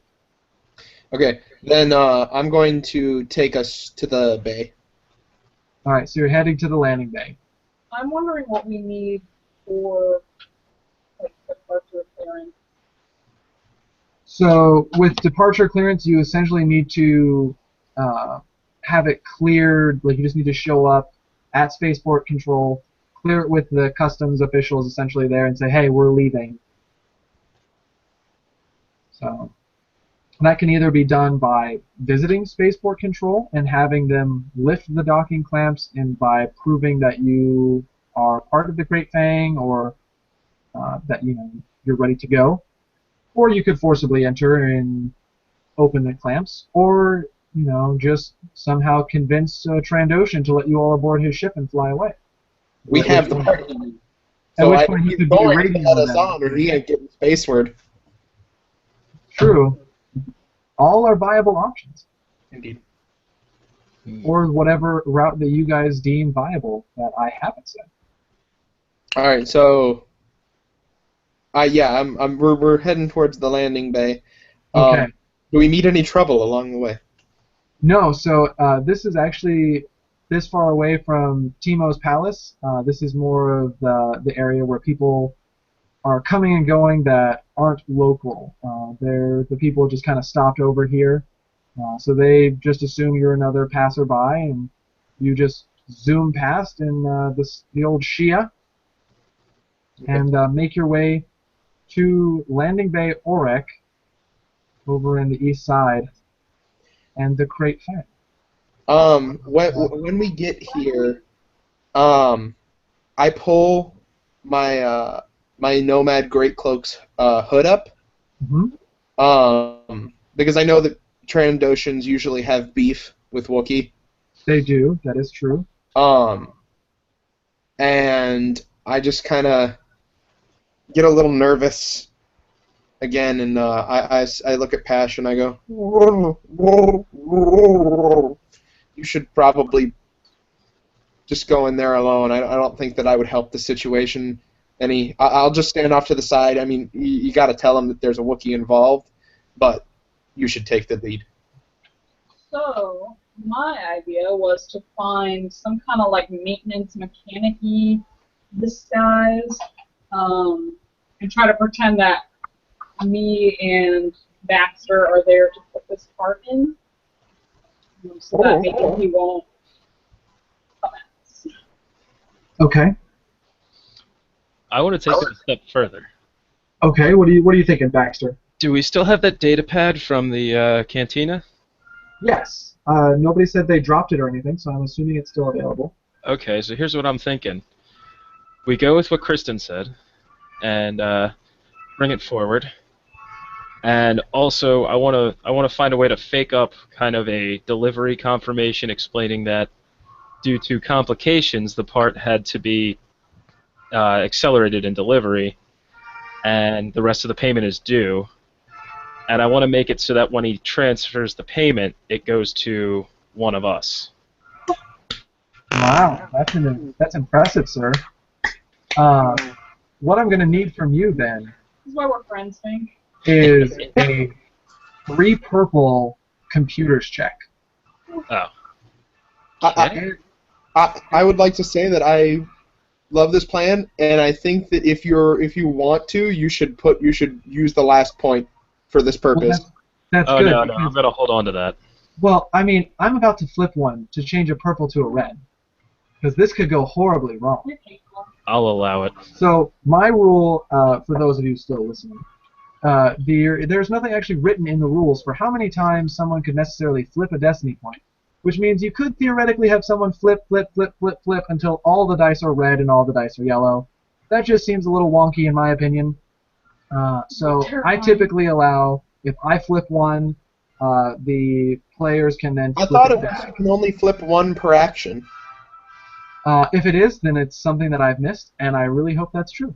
So Yeah, like you're only allowed to use 1 point. The GMs can use 1 point, and the players can only use 1 point per action. well, fantastic. Thank you, Aaron, for teaching me something new. I just read it. I have a PDF that I'm reading, so. Fantastic. Well, then I'm going to flip one to upgrade a purple to a red, and Okay. if Baxter wants to flip it back, that's fine by me. No, I'm at a green and 2 yellows. All right, so you've got That's pretty good. 2 purple and a red in there, sir. Would I be able to get a boost die for knowing the exact amount that he's supposed to be paying? Yeah, I'll say that is definitely doable. All right. So we're actually talking to the Transocean. Triumph! Ooh! That is beautiful, sir. So yes, you guys have pulled up to the Crate Fang. It is a majestic YT. What is it? YT 1300. It is the Millennium Falcon's same model. If this one looks orange or red. Yeah, this one is more of a almost sandblasted orange or what is it, terracotta color. Nice. As you approach the ship, this green-skinned Trandoshan comes down the ramp here, and he's got security droids all around. That's what those 4 droids are.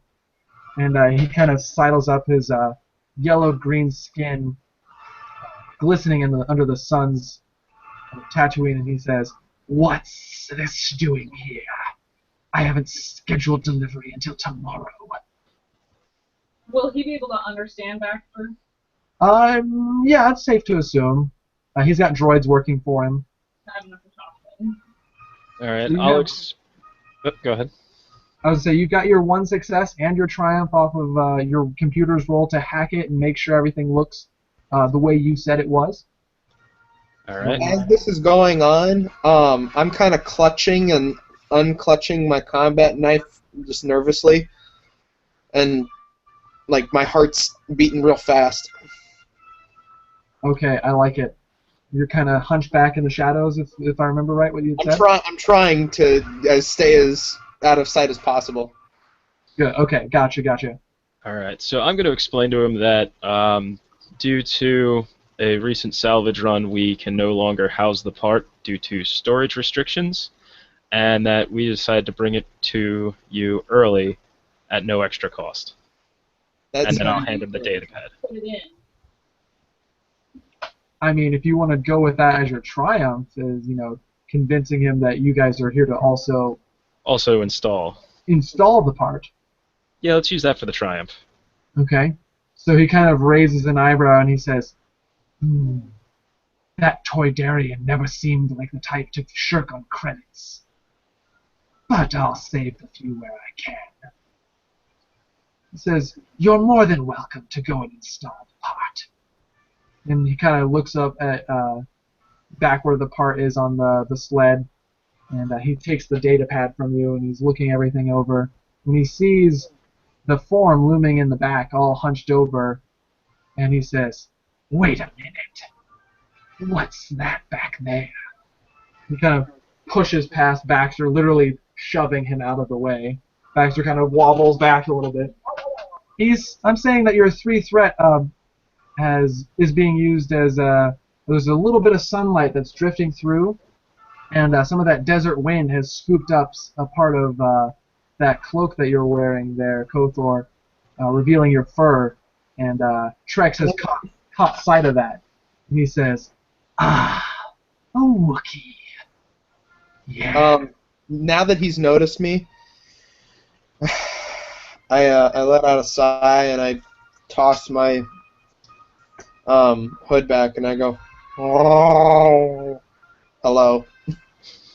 I will interpret with a, don't mind him, we just needed muscle to get our part here. He says, well, you can keep your muscle off my ship. He says, the only Wookiees I prefer to have are the ones that I hunt. When he says this, my eyes narrow to slit, and I'm not saying anything, but I'm just going.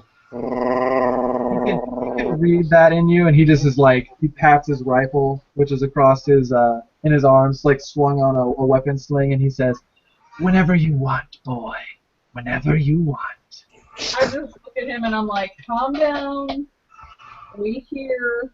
I turn around and I look at my vial again, and I just give myself a little prick. Little boost. Yeah, just a little bit, because I know I'm not going to be able to hold on to myself in this situation. Okay, that's good. So, Pash and Baxter, you have permission to board the crate thing and install the HMRI aboard the crate thing, but Trex is going to stand probably, I would say, right about here, and that's where he kind of would expect.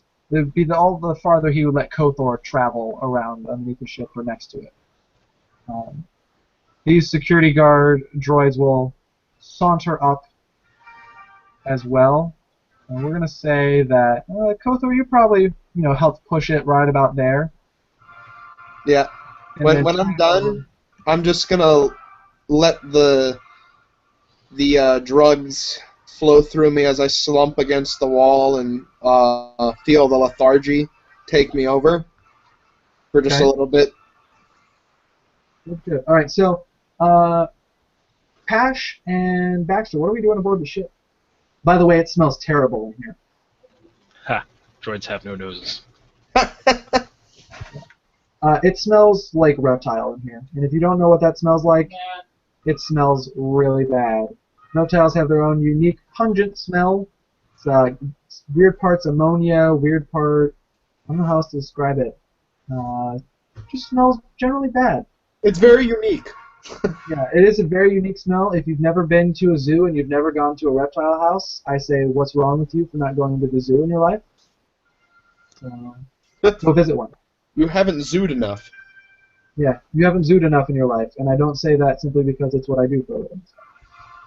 That's cool. 2 thumbs up for awesome. So, can we start putting it in and then just leave like one little bit not done? Sure. So the hypermatter reactor igniter would go here, in this maintenance area. It's where all of the engine drives are located at the aft of the ship. So I'm going to need somebody to give me a mechanics roll. That would be me. All right. So Baxter, go ahead and give me a 3 purple. This is hard because you're just a droid. You can't necessarily lift the pieces where they need to go. You have Does she give him a boost?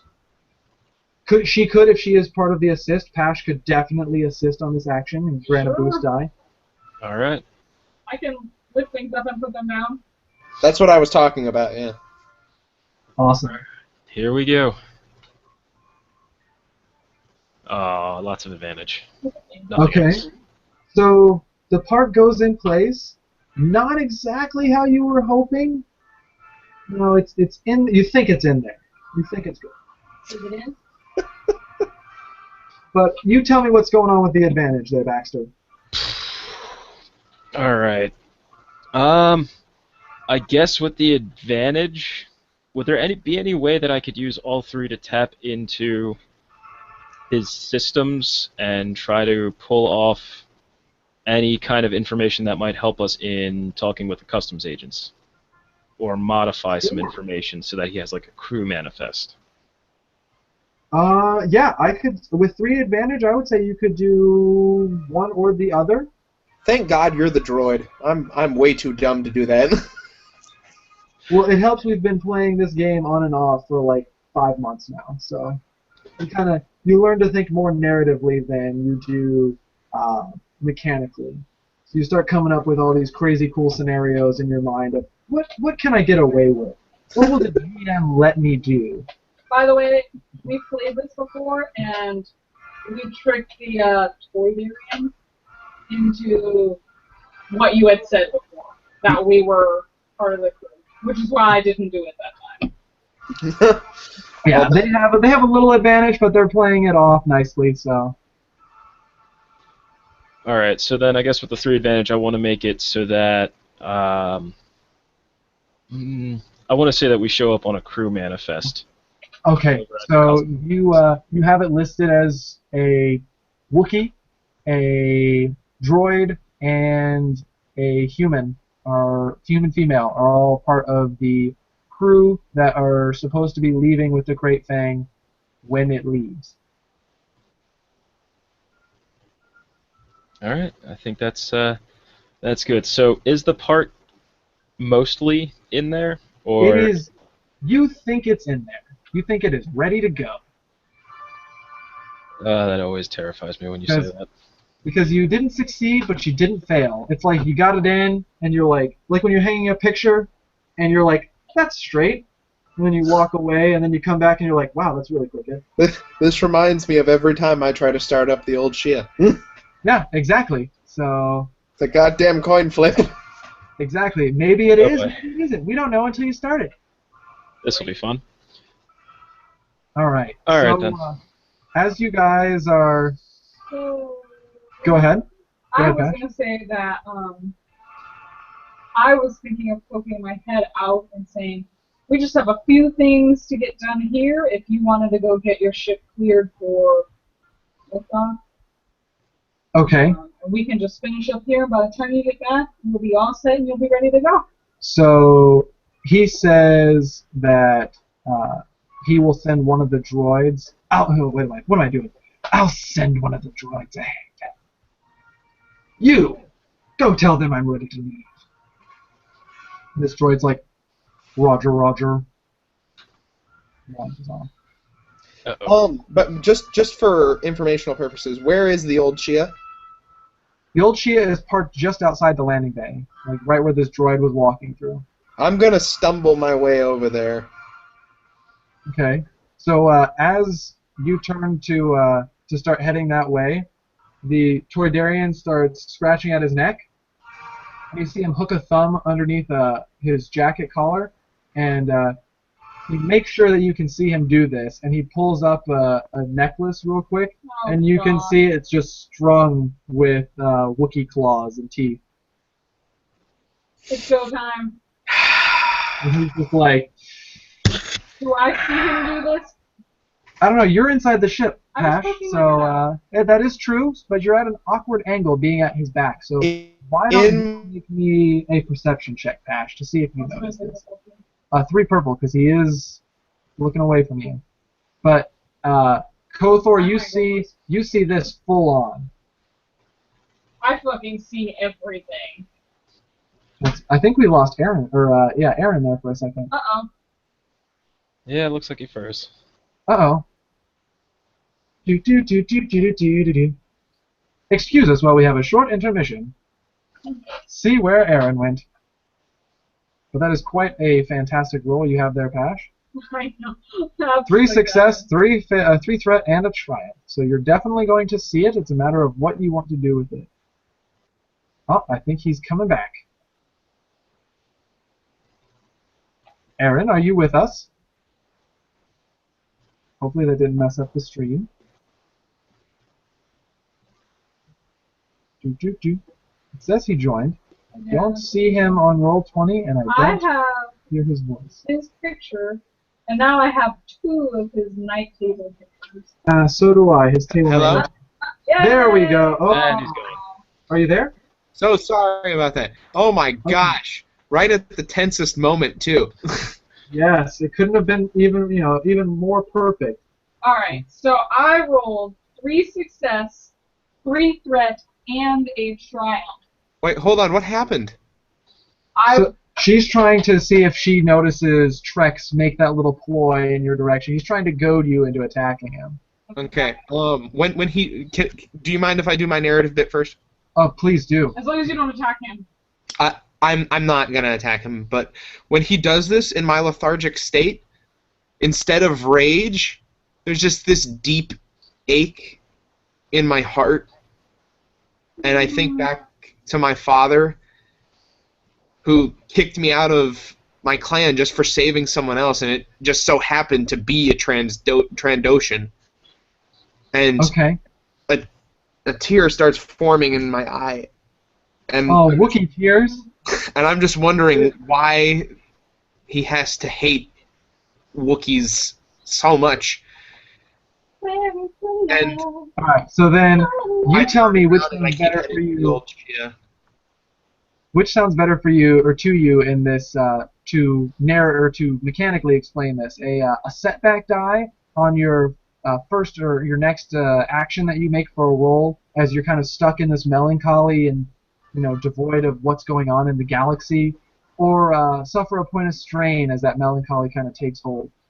I think the strain would be better because it's that kind of is more taxing on the mind. The mental thing. I dig it. I like it. You suffer 1 point of strain.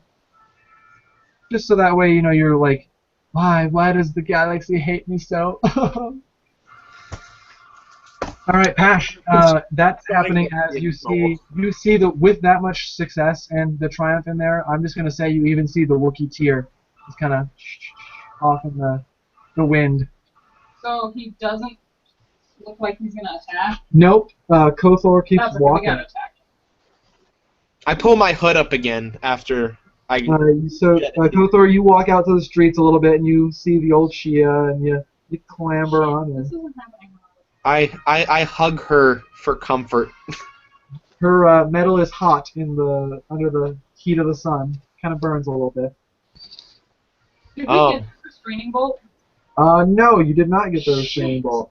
Shit, I got a restraining bolt. Okay. So what were you doing with your Well, I was gonna attack triumph? him.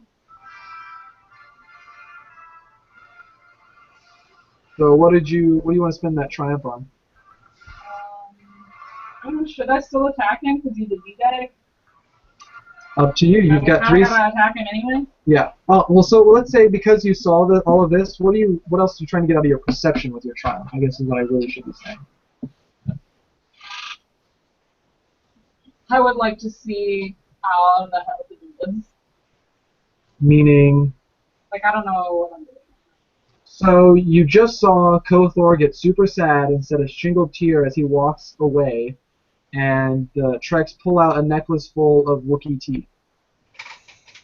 So you know that the part is in place, and that a droid is being sent to the spaceport or command center to say, hey, we're ready to take off. I'm going to start dragging the old Shia back to the port.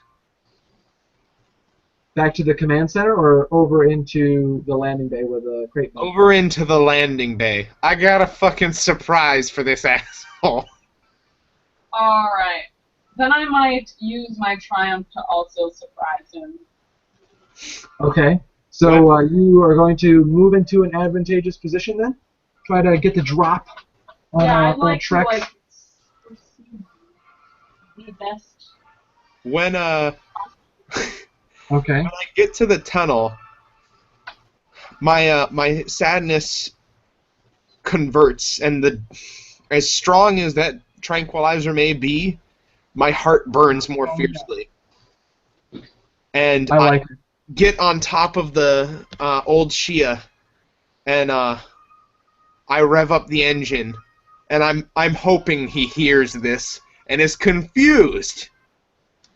And Okay. I barrel right out of the fucking gates, and I'm gonna and ram him with the fucking speeder. Okay. So with the triumph in place from your perception there, Pash, you kind of have this feeling that Koth'Or is about to do something despite having that single tear come down his cheek. So you notice that Trex is kind of limbering up a little bit. He's hoping that Koth'Or turns around, but he kind of rubs his left shoulder a little bit like he's trying to work something out. Alright. And Koth'Or, I want you to go ahead and we're going to do what's called an opposed roll, and this might seem weird to everybody when this actually happens. I'm going to have you do a piloting check as you're piloting the old Shia, but your difficulty is going to be opposed by his vigilance. So Okay. the difficulty is actually going to be his ranks in the vigilance skill. My planetary piloting is a green and a yellow. I'm going to use a light side point because I really want this to work. Good, because your difficulty is 2 purples and a red. Fuck. And I think I might flip one as well to make that 2 reds because he might come just like he's thinking about this. So I want you to make that 1 purple, 2 reds because he could come swinging out of the gates and just dive out of the way. Maybe he could take you off the speeder. I don't know. We're gonna find out, and it's gonna be fantastic. Oh god, here we go. Oh yeah! Oh man. Yeah. Oh, this is gonna be beautiful. Okay, Can I suggest something for the threat? please do. Okay, so obviously with my Triumph, my speeder careens straight into the Trandoshan, and in my insufferably horrid rage, that if you could feel the temperature of my heart, you would be surprised that it wasn't melting my body. I don't think about what I'm doing with the old Shia, and I crash into the wall. Oh yeah, that's what I was thinking. I was like, with that 3 threat, he is so angry. The poor old Shia, she's just gonna get taken out in this. So you just come hauling ass right through the doorway. Everybody's like, the droids just are like, fully rage, the whole full throttle, full tilt. The Trandoshan just looks up and he's like, and just gets full over the edge of it, and you just come smashing full tilt, but you don't even care. You're not even stopping, and you just smash right into the side of the landing bay. And just, bam, crushing him up against the edge. So he is literally just, bam. So let's see. We're going to say, this is technically a vehicle. So we are looking at vehicle scale. There is a different scale of damage when you're talking about being in a vehicle versus being in... My silhouette is 2? Your silhouette, I believe, is 2 on that speeder bike. So let's see. That's going to be, we'll say 2. That seems a bit much. We'll say 1 on the planet or the vehicle range, which is technically 10 wounds. And then he's going to get smashed into the wall, for, let's say, another 3 before or after his soak, because that's a freaking, like, whatever they make the walls out of on Tatooine. It looks like some kind of clay or something. Sandstone. Yeah. Yeah. Sandstone. So that's some tough stuff. So that's going to be a total of 13 wounds. So he just gets rocked. Like, he's just creamed up against the old Shia, and you just see his head slump, and you think that he's dead, and then you just see him go like, and he's just like, orange blood coughs up out of his mouth. The poor old Shia, she's just smoking. She just kind of goes, whoop, whoop, whoop, Blow it up. and just crushes. Like, her front end is just crunched in, and he just looks up and he's like, you fucking carpet! And then I don't say anything intelligible. I roar at him, and if I can, I'm gonna try and punch him. But I know that Pash is looking in on this, right?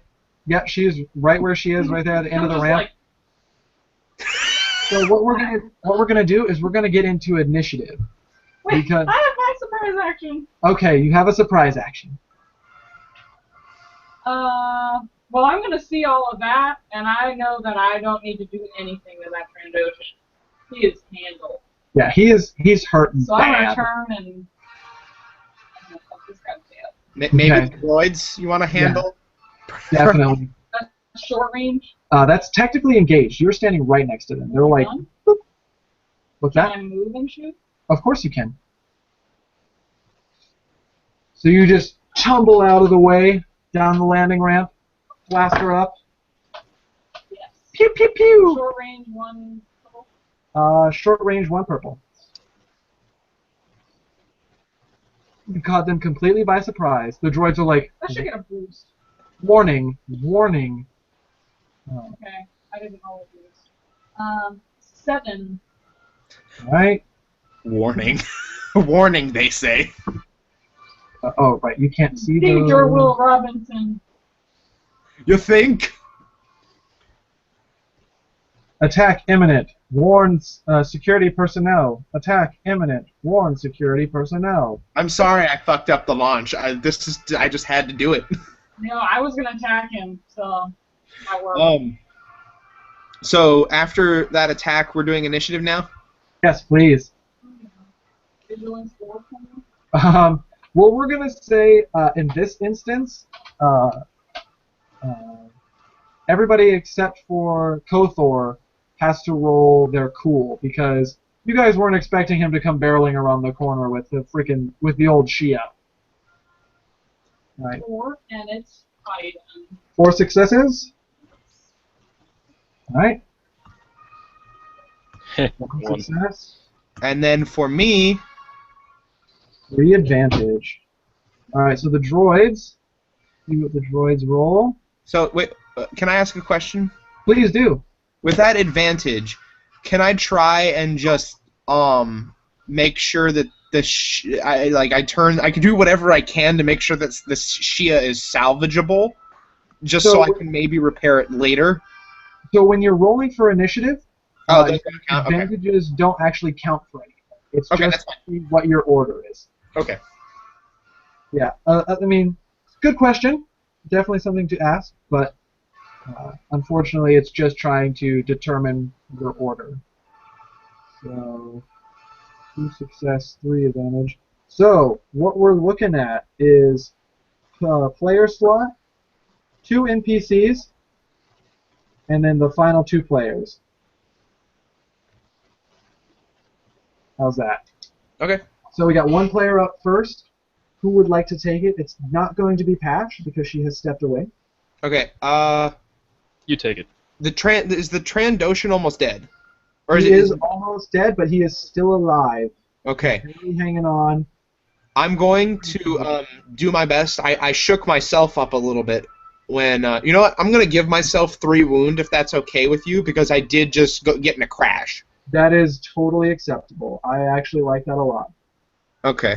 And I'm going to shakily get up, and I'm going to grab his head with both of my claws, plant my foot firmly in his chest, and with all of my great Wookiee might, rip his head off. Let's see it. Definitely a brawl check. Yeah. I was like, that's gonna be a brawl. And you're gonna get a boost die because he can't really resist all that well being pinned by the old Shia. Alright, and what's the difficulty? 2 purple. So he is in a bad spot. He's not doing much. I'm going to fuck this guy.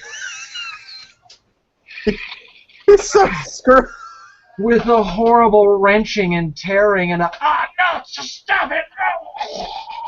No. Orange blood just all across the old Shia. You missed it, Pash. So I took the first turn since you stepped away. Go ahead and start the explanation again. She has to hear it. Ripping the head off of Trex the Bounty Hunter, just literally claws deep in the neck, and he's just like, no! Bright orange blood everywhere as the head is literally ripped from the shoulders. A little bit of spinal column attached, full on Predator mode, lifting it up into the air, Wookiee roar. That's pretty spectacular, I won't lie. Thank you. The droid, danger, danger, danger. Security personnel called immediately. Imperial garrison called. Imperial garrison called. Can I say that the advantage for what I did, the blood that he sprays out cools the old Shia down just a bit? It is definitely cooled down because the old Shia doesn't look like she's gonna start up again. I grab my vibro axe then and I get ready to face the other droids. Alright. So, we've got that first NPC slot coming up. The droid's turn. Warning.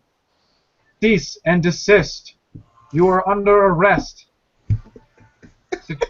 Security personnel are on their way to arrest you. We must detain you. It's fucking hilarious. So this one is actually only going to be able to close from medium to short, down there at the bottom. And they're going to attack Pash.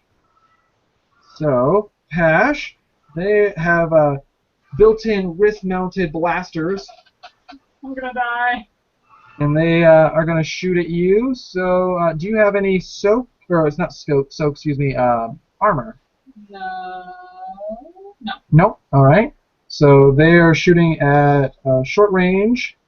Technically, they're engaged because they close. Well, they wouldn't have closed if they had blasters, so they're only going to be at short range. They're like right on top of you. So that's 1 purple die. Unfortunately, there's nothing for you to hide behind. So you're just kind of out in the open. So it's only 1 purple die, 1 green, 2 yellow. Here we go. I want for cool, not safety. 3 success, 1 advantage. So these blasters, as you're like, ha, ha, ha. And that's going to be a total of 9 wounds before soak. Okay, that's not 5. That's actually pretty terrible. That is actually pretty terrible. That brings you almost to half. And then, unfortunately, they can't do much with their 1 advantage. They can't pass a boost die along to anybody else, but they're going to keep relaying the signal to the local garrison of Imperial forces, saying that they need immediate assistance at the landing bay. Honestly, I think Baxter should go and try to, like, send a counter signal saying we have a malfunction over here with our droids and everything's okay.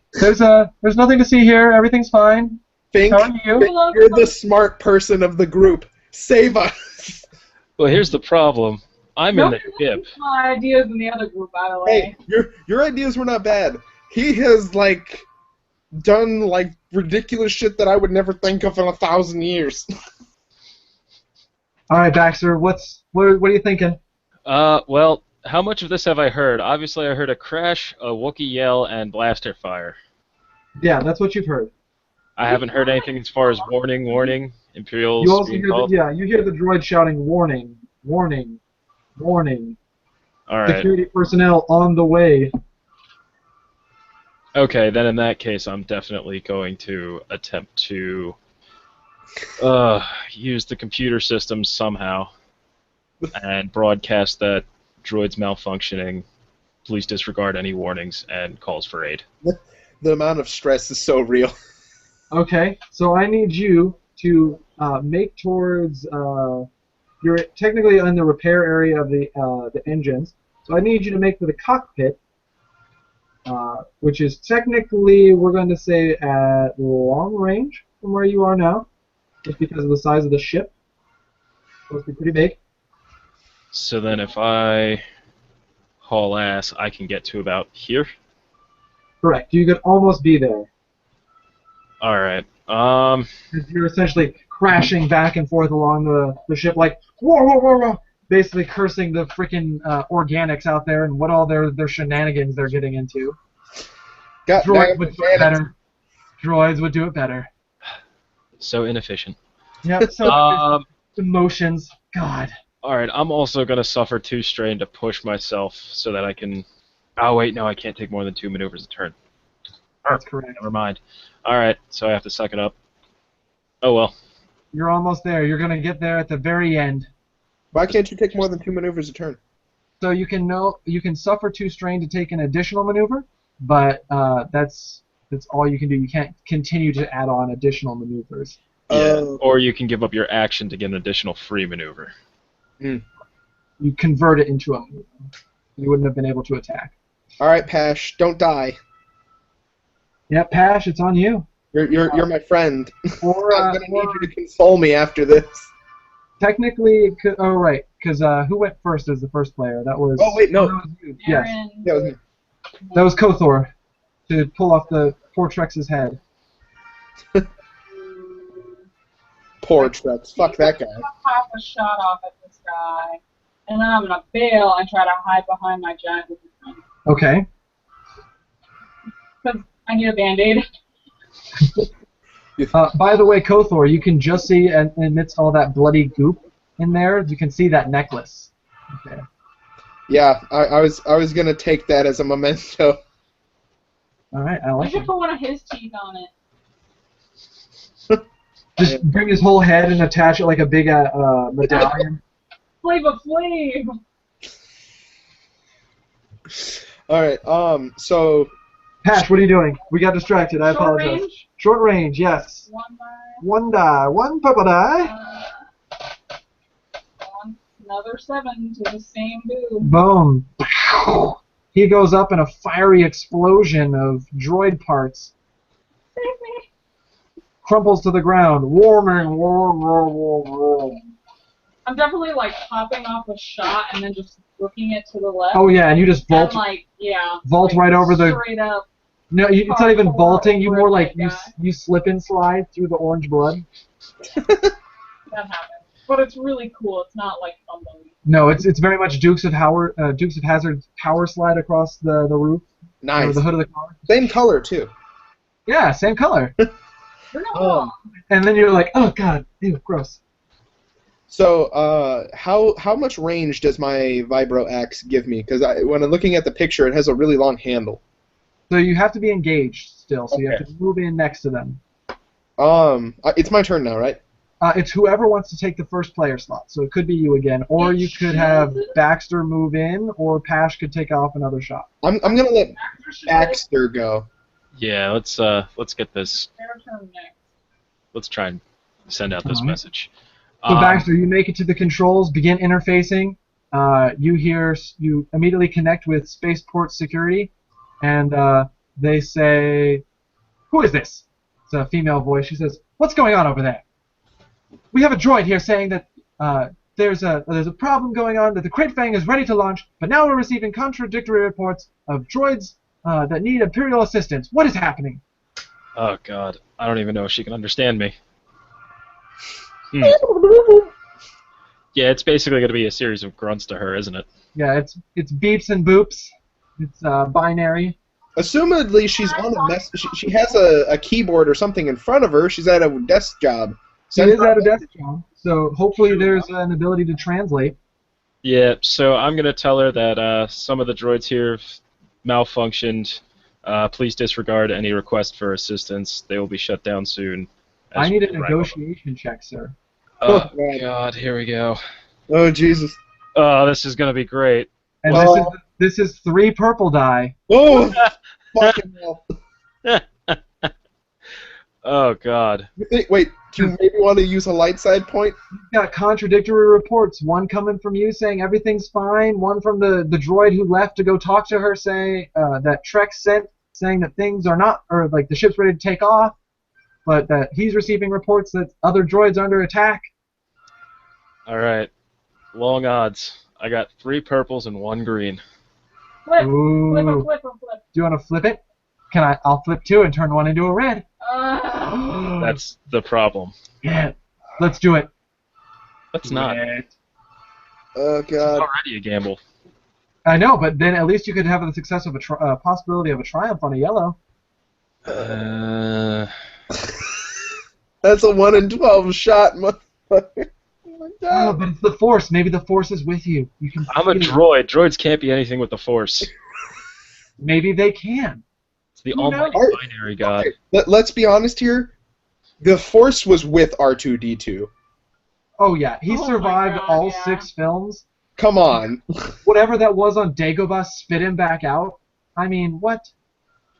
Come on. Roll the freaking dice. I can't hold on to the tension any He's gotta longer. be in episode 7. All right. I'll upgrade. Alright, yeah, and then make sure you get my flip in there too for a red. Yeah. Oh, God. Ladies Here we and go. gentlemen, it calls Oh, down God. to this. Please, for the love of God. Holy crap. That ended a lot worse. Whew. What the fuck? Thank the Lord. What the fuck? Let me guess, did one of those die come up blank? One of the purples came up blank, and the red only came up with a single threat. Thank Okay, you, so obviously you are like the son of R2-D2. Yeah, you were created in the same batch. Jesus. So she says, fine. Yes, the Crate Fang is cleared for takeoff. Yes, we will disregard the faulty calls of the droid, but we're getting reports of blaster fire in the area, so the members of the garrison will be showing up momentarily to ascertain the situation. Time to get on the ship and bounce. Do either of you have comm links? Yes. Okay. Well, I think I do as You well. stole one from the guy, and I have one. Okay, good. Then you guys are getting a call from me. Lots and lots of I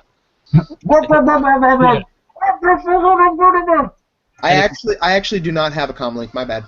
You Didn't have you the pick? one that you stole from the guy. You picked one from the Deveronian at the bar? Yeah, and I tossed it to her. Oh, okay. Well, I have 2, and I tell you, we need a bounce. Okay. I'm gonna put the other one in my ear then whenever we have a chance. Yeah, I'm definitely gonna. So the good news is that you guys have received that message. The bad news, the garrison arrives. God damn. Time to Son go. of a bitch. Ladies and gentlemen, the Imperial stormtroopers have arrived on the Do scene. they know? Wait, stormtroopers? We're Yeah. fine. Do they know what we look like? They just know that there is a situation going on. They can't hit us. You would be surprised. Stormtroopers in this system are actually kind of terrifying. I need Oh. to. Well, fuck. Yeah. Well, Everything I knew. yeah. They can actually it's the NPC's turn. Oh, no. So the first thing that happens is the droids point to the group and say, these organics have slain the owner of this ship, Captain Drex, and are now attempting to lay siege to the area. We are holding them until you could arrive. As soon as those words come out of his mouth, I yell something at Pash. It's Pash, right? Yep, Yeah. Pash. Okay. I go. Which is tell Baxter to get the thing off the fucking ground. We just don't need it to lock up again. So that is going to be what they do for the turn, and kind of point their guns towards you. My turn. Oh no, there's another set of NPCs. Ah, Damn it. wait, The troops. don't they roll in separately? They could, but for the sake of the story and how crazy this is going to be, they're going to move in. You're the devil! I am the devil. I'm the dungeon master. Devil master. I am both your friend and your enemy. I am your frenemy. So they move in, and the sergeant here up front says, "All right, everybody stand down. Put your weapons away. We now have to handcuff you and take you into custody I put my weapon down. to ensure that we can get the situation sorted out. I put it in my Private, go check the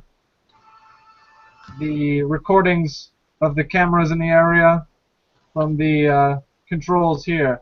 Oh man, that's probably not going to happen with me. This guy goes walking up here. This guy's technically down here now. He heads back, and he's gonna make it in. Whoa, that's a pretty long movement. Yes, this is all happening while he's discussing things with you, and they line up here. What? What? So now, who wants to take the next 2 player slots? I was gonna bluff me. It's got to be them two, so they have to run on. Yeah. I If guess you run, they're going to shoot. Whoa. If they watch the tape, they're going to shoot. Oh man, okay. What's it going to be, boys and girls? Run. As this situation dawns on me, my rage is still overtaking me. I grab the necklace and I growl back to Pash. Oh my god! Okay, I can still bluff. I can still bluff my way out of this. I saw the necklace. I tell her to go, but she's gonna do whatever she wants. Basically, what I'm doing mechanically is I'm going to cover her with my body as much as possible. Self-sacrifice. Okay. But I have the negotiation. I have a bluffy thing. Okay, let's see your bluffy thing. Alright. I'm dying. So, I'm going to tell them that we came to set this guy's ship up and get ready for liftoff, or takeoff, or however the hell it's phrased. Mm-hmm. And he decided to taunt our helper and show him that he's been killing Wookiees, which I'm assuming is, like, illegal. No, not really. That's considered murder. It is. It's considered murder, but technically the Empire has control of the entire planet of Kashyyyk, and Wookiees are pretty much slaves on that planet. Oh, this isn't good for my rage. Yeah. Okay. My block's gone. I'm running. Okay, so basically that plan fell to pieces, I'm assuming? I can't believe that's not illegal. Plan B, get in the ship. Yeah, I'm leaving. I mean, it's still technically murder, but I mean, the So- Empire pretty much has a hatred for anything that's not human. So yeah, I tell her to get on the ship. I run to the ship. all right. And I yell at him. As she's doing that, I am charging them with my vibro axe. And I want to Okay. take the widest sweep available to try and get as many of these targets as possible. Okay. This is like that level on Left 4 Dead, Mercy Hospital, where the Yeah. helicopter gets there, and if everybody doesn't get on the helicopter, you get left behind. Yep. Yeah, I'm realizing this is happening. Okay. So this But is my- happening. Pash, you see is you Wait, just like take are the off. weapon systems on the fucking ship? There are weapon systems on the ship. Yes. I'm running. Save me! All right. Shut the door behind me. Pash, for you myself. definitely know that there are weapons aboard the ship. And you see, as you just like haul ass in one of those moments where it's like that look that you gave to Koth'Or, where your look said, "Run for it, follow me," and his look said, "You run for it, I'm gonna run for them." But you both thought you were saying the same thing, so it was like a miscommunication, and you just haul ass straight for the Crate Fang, and you look over your shoulder to see what you think is Koth'Or right next to you, and you see him just charging in, vibroaxe raised right into the stormtroopers, and you're like, "What the fuck, man?" And then you're like, light bulb turrets, and you just are like running for it. And so now I'm going to make a percentile roll to see who the stormtroopers are firing at. Now, my question is who wants to be 0 or 1 through 50, and who wants to be 51 through 100. Whoa. So they got a movement. This is reactionary. They had a ready to action. We've technically dropped out of initiative right now for the cinematic moment that is this craziness. I want to Can my intense Wookiee rage screaming give me an extra 10% to be hit? Yes, if you would like to, Koth'Or, I will gladly say that because you are the terrifying threat, that they will focus on you if that is what you... I do, because she's going to die if she gets hit. Okay, so they are going to attack you. I've never had anybody like try to save me before like that. Well, here's the thing. He is enraged. His entire backstory is based on the fact that he was exiled by his people, so you guys are his only friends, so he doesn't want to lose you. You're like Ludo from the Labyrinth. It's true. Run. Okay, so I'm imposing 2 setback die onto their roll because you're a terrifying Wookiee, you're covered in orange Trandoshan blood, and you're screaming at them, charging into them. And if you would like, you are more than welcome to flip a destiny point in order to force me to upgrade that the difficulty of their check from 1 purple to 1 red. Yeah. The dice pool already. 1 green, 2 yellow, 1 purple, 2 black. Let's do that. I don't really need it. All right. So we're at 1 green, 2 yellow to shoot at him against 1 red, 2 black. Here we go, boys and girls. Oh. Wow. So, are we ready? Yeah. That is going to be My friend. 11 wounds before soak. That's fine. 11 wounds before soak, I only take 6 damage. Thank God for being a Wookiee. Yeah. I am down to 9, though. That is quite a hit as all of their blasters just focus in on you. And he's like, shoot the Wookiee! Shoot him now! Bam, bam, bam! Blasters just going off, and you just feel them make their way through your armor of your coat that you're wearing and smash into your fur. But it just doesn't phase you. You just go full tilt into it. So now that this reactionary cinematic moment is over, we have 2 player slots. Yeah, I'm gonna fuck him up. Who's going first? She gets to go first, actually. I'll fuck him up in a second. I have to get to the turret first. You go first. Well, that's what I was saying. You can spend this turn getting there. You know that this is where you need to be. Right here, this circle. Can I make it there and shoot? You could, if you took the 2 strain to push yourself. I will take all of it. If you didn't, I was gonna be like, really? So salty? I'm sorry, I can't take that. So you haul ass, do the crate thing, make your way to the turret. It's the ladder that goes up for the dorsal turret or to the ventral turret underneath that you see in the movies where they're spinning in the little chairs in Episode 4. And you just slide down the ladder, instantly grab into the chair. You don't even bother to put the headset on, and you just spin that chair up, and you're just like, you got the stormtroopers' backs in your sight. What is my role? What is your role? So you would technically need to be making a gunnery check.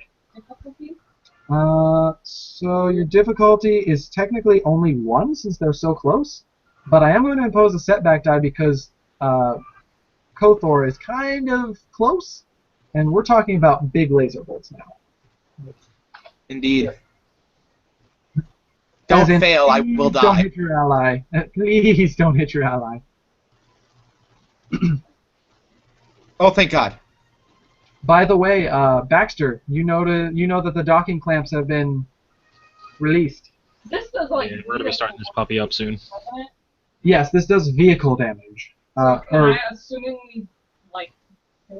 You know that the damage on this is 6, so you're looking at 8 on the vehicle 80. scale, which is 80 on the personal scale. Yeah, I'm definitely at least taking 2. No.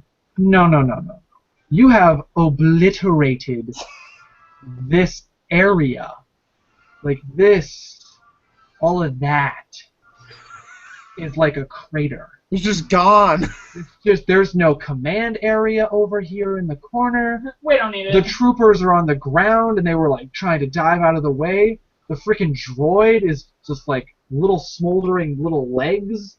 Just. I'm gonna use my comm to tell him to get on the ship now. And Koth'Or, I imagine you just standing there like vibro-axe raised back to strike, and then you're just like. Well, shit.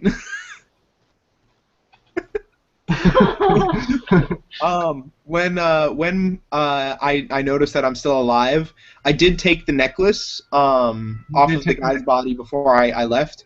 Yep. I'm going to go as fast as I can, and I'm limping a little bit from all those shots I took, and okay. I'm gonna grab as much of the old Shia as I can and just trounce her onto the ship with me. Okay.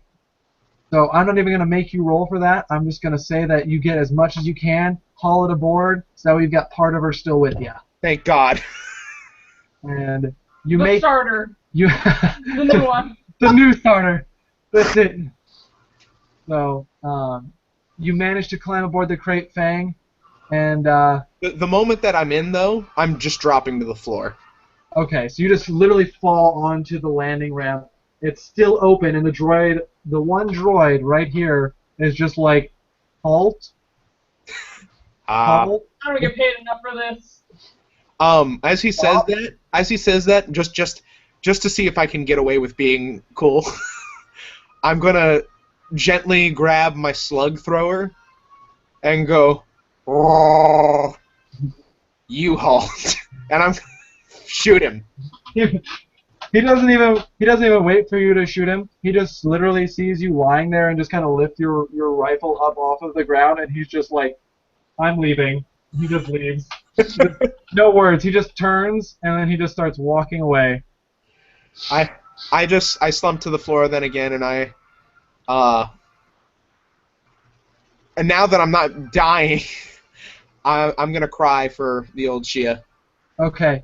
Baxter. All right, what's it gonna take to get this thing off the ground? Piloting space. Damn it. Does anyone have that or does anyone have that at all? I think I do. I have 2 yellows and a green. Oh, you do that.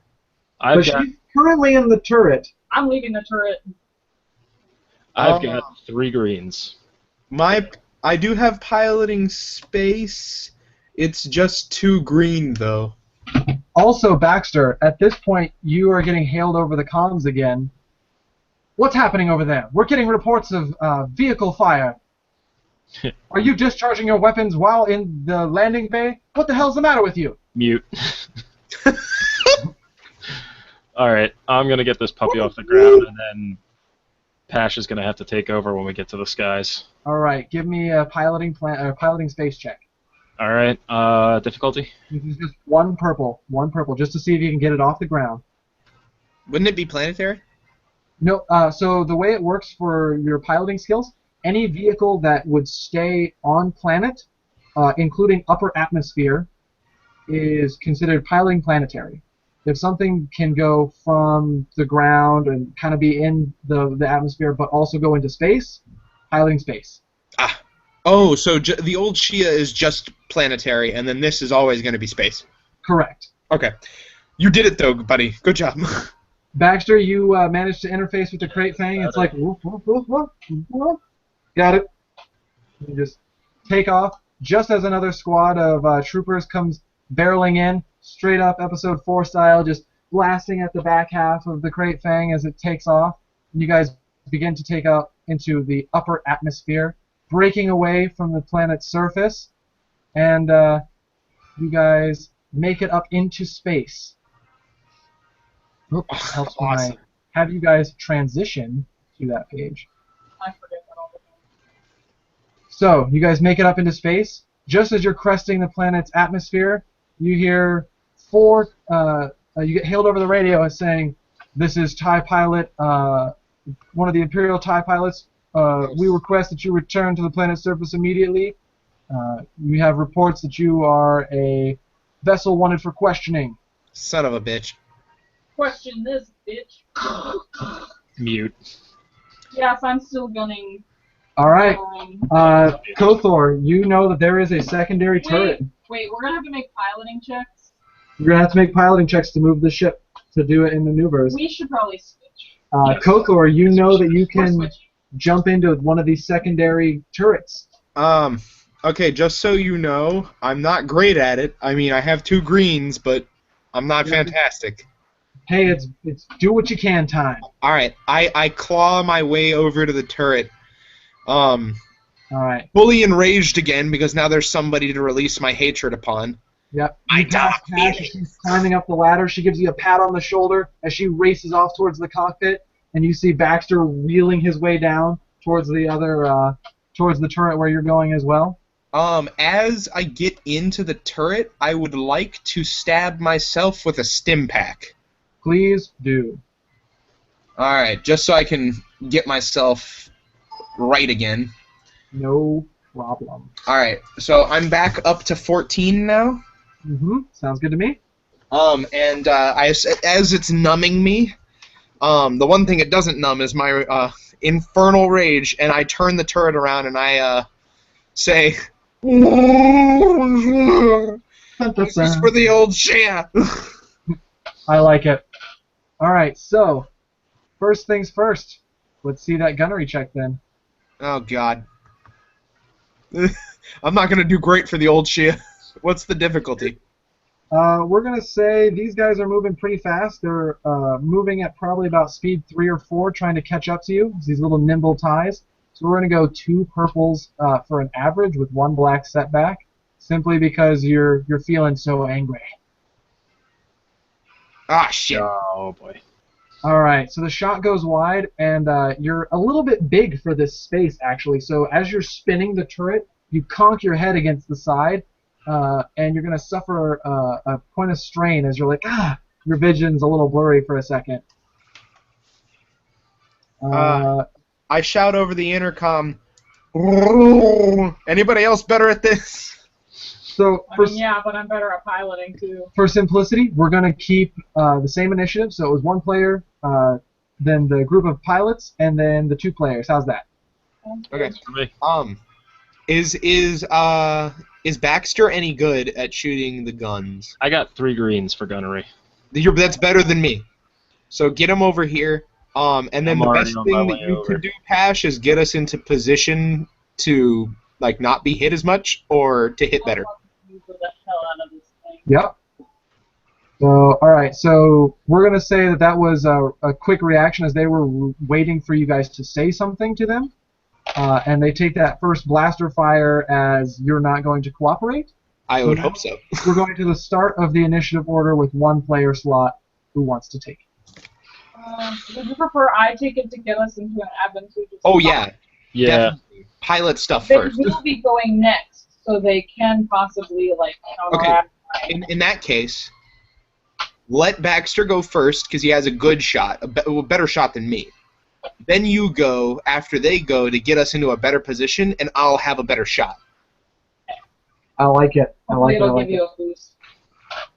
Yeah. Okay. So Baxter, let's see that first gunnery check. 2 purple die. All right, and I'm also going to aim with it. Please do to get that boost. And what do we got? Lots of advantage. All right. So laser fire just goes all across all your little your green laser or your red laser bolts flying out across the space as the TIE pilots just spin out of the way, kind of catching up to you. All right. Let's see. With the advantage. It's quite a bit of advantage. Yeah. All right. I'll use 1 to pass along a boost. Okay. You should That'll pass definitely- them along to Fluffy. That would be 2 to pass it Yeah, along with that- to. With Oh, that well, yeah, aspect. goes to whoever's next. So it's only 1. Oh. I misspoke. All right. With 1 of the advantage, can we pull a TIE out of position with the rest of his squadron and kind of delay his attacking us? So you want him to be farther behind? Yeah, like he pulled some maneuver that made him lag behind the rest of his group. Sure. So your blaster fire is like so erratic that the formation was trying to stay nice and tight as they were coming up, but you forced him to kind of spread out, and one guy has dropped back a little bit, so his speed's less, so or lessened, so he can't be as close. So these guys are kind of like right here, like coming up hot behind you. All right, I so love this visual, by the way. This is fucking awesome. Oh yeah, I do my best. and then I'll use the other two to pass along a boost for whoever needs it next. All right, so that will probably be Koth'Or. But the pilots go next. So the ties are going to stream in. They're going to speed up, trying to get right up behind the Great Fang. So they are essentially now at short range rather than being at medium, as they've increased their speed to kind of get close. And they're going to open fire. So let's see what we're working with here. We're working at, okay, 2 greens and a yellow. And then we're looking at short range. 1. No boost die or setback die. So here we go. Oh, come on. 3 success. So let's see. This is going to be a total of 9 system damage. Unfortunately, though, the one guy has pushed his systems a little too hard to get nice and close, so he's going to suffer a point of system strain as his computers struggle under the weight to get nice and close to the ship. And you guys are going to suffer the 9. Before your armor of 3, you're going to suffer a total of 6. Alright. Oh, shit. That's a lot. That is a lot. I saw that huge bar and I was like, 6? That's nothing. Nope. You guys have a total of 22 on the ship. That's still... They have 4 ships, though. Alright. But remember, these are TIE fighters. They're essentially paper. I have a Oh, okay. question. Held together with duct tapes and dreams. And the tears of orphan children. Yes, what is your... Alderaanian orphan children. Could I, Too soon. like, outfly them? Basically, like, do I have more speed so I could basically just be like, fuck You are guys. technically at speed 3, so you could push the systems up to speed 4, or you could do a special kind of piloting maneuver, which is called Gain the Advantage, which would essentially try to push you into an advantageous position for your pilots in order to gain a boost on their attack. So, So are you going or am I going? there's 2 PC slots next. I know. So you're going. So Okay. So you get the boost die on your check from Baxter.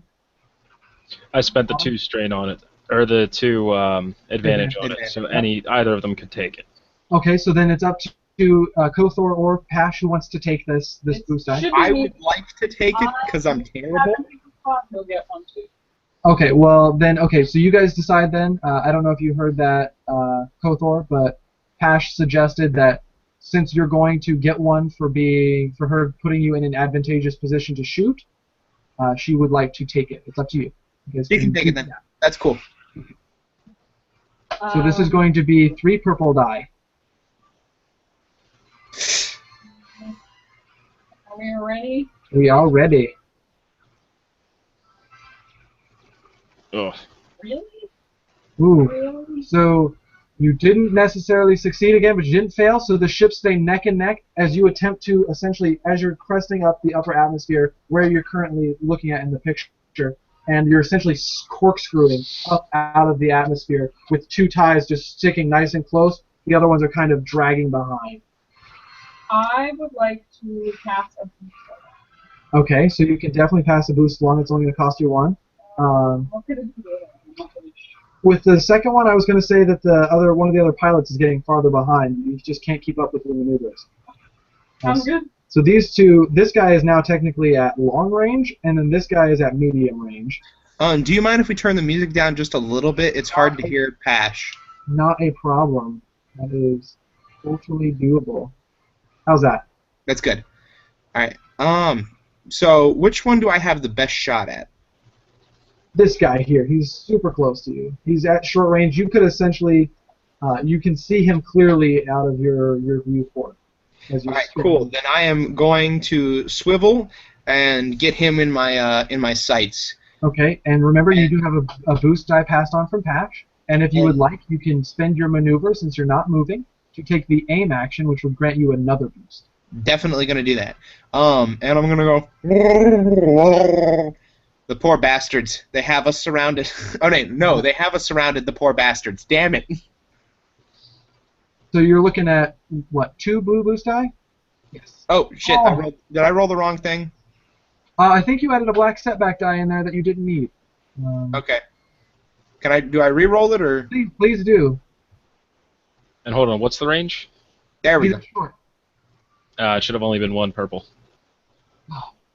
Oh. Damn it. Koth'Or, we're slipping. We're slipping. No, it's all on me. That's my fault. I apologize. So 2 green. There we go. No, Even that's better. much better. So you're looking at, with the gunnery skill, that's looking at damage 6 as your base. You're looking at a total of 9 system damage against the little ties. And Nice. why is it? I don't want the crit thing. I want the tie. So the good news is that ties only have an armor of 2. As you swivel around, pulling on this guy, as you just gain a nice sight, you have him in your sights, and you just hear the words, "I have you now," in your mind, as you just unloaded this guy, and the tie just explodes in a shower of confetti and explosions, and it just goes straight up, massive boom across the skies over Tatooine. That's my laugh. Sounded very much like a Tusken Raider, but I accept. Alright, so final player slot. That was me. Oh, I'm sorry, Baxter already went? Yeah, he was first. I'm sorry. So we're top of the round now. We are top of the round, so there is a player slot. Same deal? Yeah, let's do it the same way we did now. Alright. What range is this guy at? Medium. Medium? Alright. Aiming and fire. Really? Jeez! Alright. I'll pass on a boost with that advantage to the next person to go. Acceptable. Alright, so pilots are up. So they're going to do the same thing that Pash did on her turn, which is, as an action, they're going to attempt to gain the advantage. So, Pash, we're looking at, what, medium range here from this guy? Yep. So it's 2 purple. And we're looking at piloting. We're looking at 2 greens and a yellow versus 2 purples. So unless somebody wants to spend a destiny, or are we holding on to that last destiny point? Let's hold on to it for the big finish. For now. Okay. So, no, I'm not going to spend it yet. Here we go. Just trying to gain the... Oh. So, unfortunately, the pilots don't gain the advantage with their action. So what that means is they're going to fall behind. So now all of them are at at long range. They were at medium. So they now fall back to long range. But with the advantage, they're going to push their systems as hard as they can, so that way they can try to shoot you guys out of the sky still. So, unfortunately, at long range is 3 purple die. I'm going to spend a destiny point, though, to upgrade one of their greens to a yellow. If somebody wants to flip one back. No, I'm good. Okay. What's the dice pool? 1 green, 2 yellow, against 3 purple. Yeah, I say let it go. Let it go? Very well. Here we go. Oh, God. Oh, shit. Never mind. It's alright, they got a threat. So they got 1 threat. So the one guy is going to take a wound to his system. Oops. It helps if I subtract instead of add. Rolling twice. Yeah, they rolled for like a maneuver. So they used an action, and then they turned a maneuver into an action. Yeah. So that's what? 6, 10 before armor. So you're looking at armor of 3, so 7. I'll be right back. I gotta let a dog in, and then I'm gonna take my shot. That is fine. So Well, anyway. blaster fire creams down into the ship. Now you could attempt an evasive maneuver now, Pash, as it would The only downside is it makes you harder to hit in the ship, but it makes it harder for your gunners to hit. Or you could stay on target and essentially let yourself stay where you are, be really locked into a steady position, and your gunners would upgrade their check. But they would have an easier time hitting us? Yes. Yeah, it's not necessarily that you're essentially staying the same, you're locking into a position. Can I gain advantage? Sure. You could also gain an advantage to then give everybody a boost die rather than the uplift. And it would make it harder for them to hit us. Right? Correct. How far do we have to be away from these guys before we can make the jump to light speed? As soon as somebody tries to turn on the hypermatter reactor igniter. Oh my god, turn that shit on. How do I turn it on? That would be a piloting check. So just flip the switch. What's my difficulty? It's not going to go anyway. It's 2 purple die. You could always flip a destiny point, and You should flip a destiny. maybe the force is with you, and it was installed. Oh my god. Jesus Christ! You take that destiny point and shove it. So Pash is like so Koth'Or is down there like just like screaming out in Shriek, and Baxter's just like just trying to shoot these guys as TIE pilots are just streaming around you guys, just coming in banks and waves, and you guys are like, oh, what are we gonna do? And then Pash is like, turn on the fucking hyperdrive. And then she's like, flick the switch, and Baxter's like, oh my god, did we install it correctly? Did we install it correctly? Was it plus and minus or minus plus? Did I put it in right? And then it's just like, yeah, and just zooms away, and I lose my hat in the process. And you guys zoom away, light speed is activated, and you guys zoom off from Tatooine, leaving the TIE pilots in the dust. Awesome. And Look at all of that success. that, ladies and gentlemen, Oh my god. was a total of 6 successes before whatever else that she had as a base, whatever was going to happen. But now we have to resolve the threat. The 3 threat is, as you guys are zooming away, you can see that a red light has come up in the front cockpit saying that something is currently on fire in the cargo hold back there by the hypermatter reactor igniter. I hopped the fuck out my seat. I grabbed the nearest fire extinguisher. I'm But gonna go pee on it. that is where we're going to end. Damn it! No. Oh wow, that was amazing. That, ladies and gentlemen, is the introductory scenario of the beginner box of Star Wars Edge of the Empire. Escape Played from with Mashuda. introductory character. Yes. Pash is actually an introductory character in the beginner box. But he's a dude. He's a dude. We turned him into a chick. That's cool. Yes. There we go. That is it. That was amazing.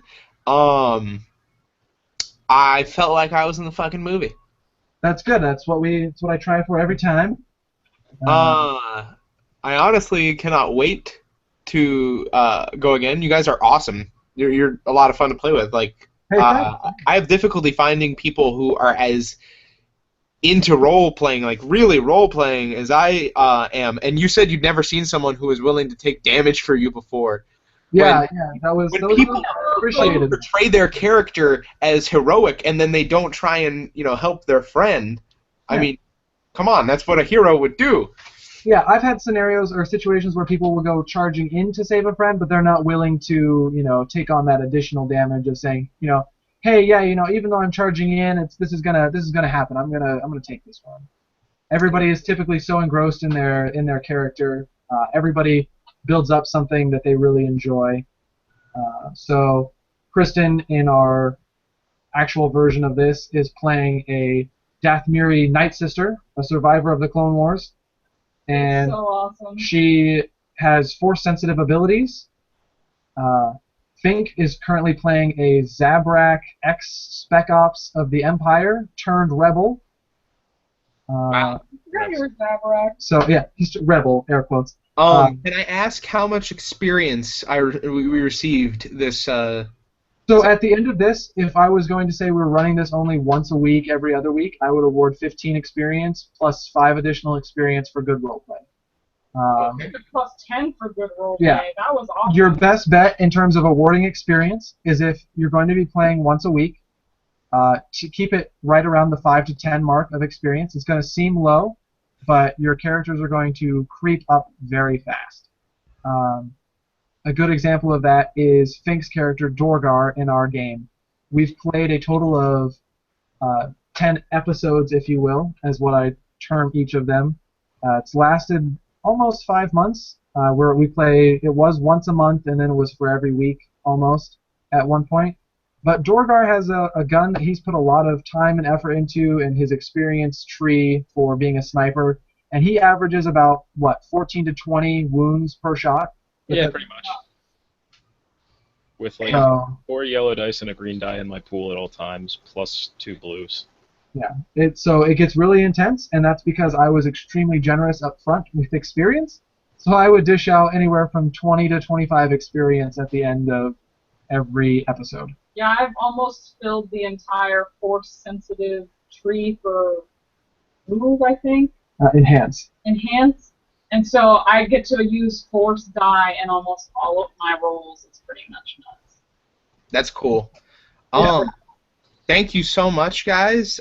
This was an amazing experience. So people who are watching, definitely go check this game out. It's amazing. 2 thumbs up for awesome. I literally was on the fence myself about getting it. I listened to a review. It was a Let's Play review from a podcast called RPG Academy. Suggest you check them out. And then I loved their little 3-part episodes that they did. And then went out and bought the beginner box and Edge of the Empire core rulebook. Stumbled upon another podcast called the Order 66 podcast. Those guys are fantastic. Go listen to them as well. And now I own every single book that FFG has put out for Star Wars, including the everything for Edge of the Empire, everything for Age of Rebellion, which focuses more on playing characters in the Rebellion, and their newest releases of the Star Wars Force and Destiny, which focuses on Force use and has this amazing GM screen that I was referencing things out of today, which has brilliant art with Master Yoda on the front. Can't go wrong with that. Can't recommend it enough.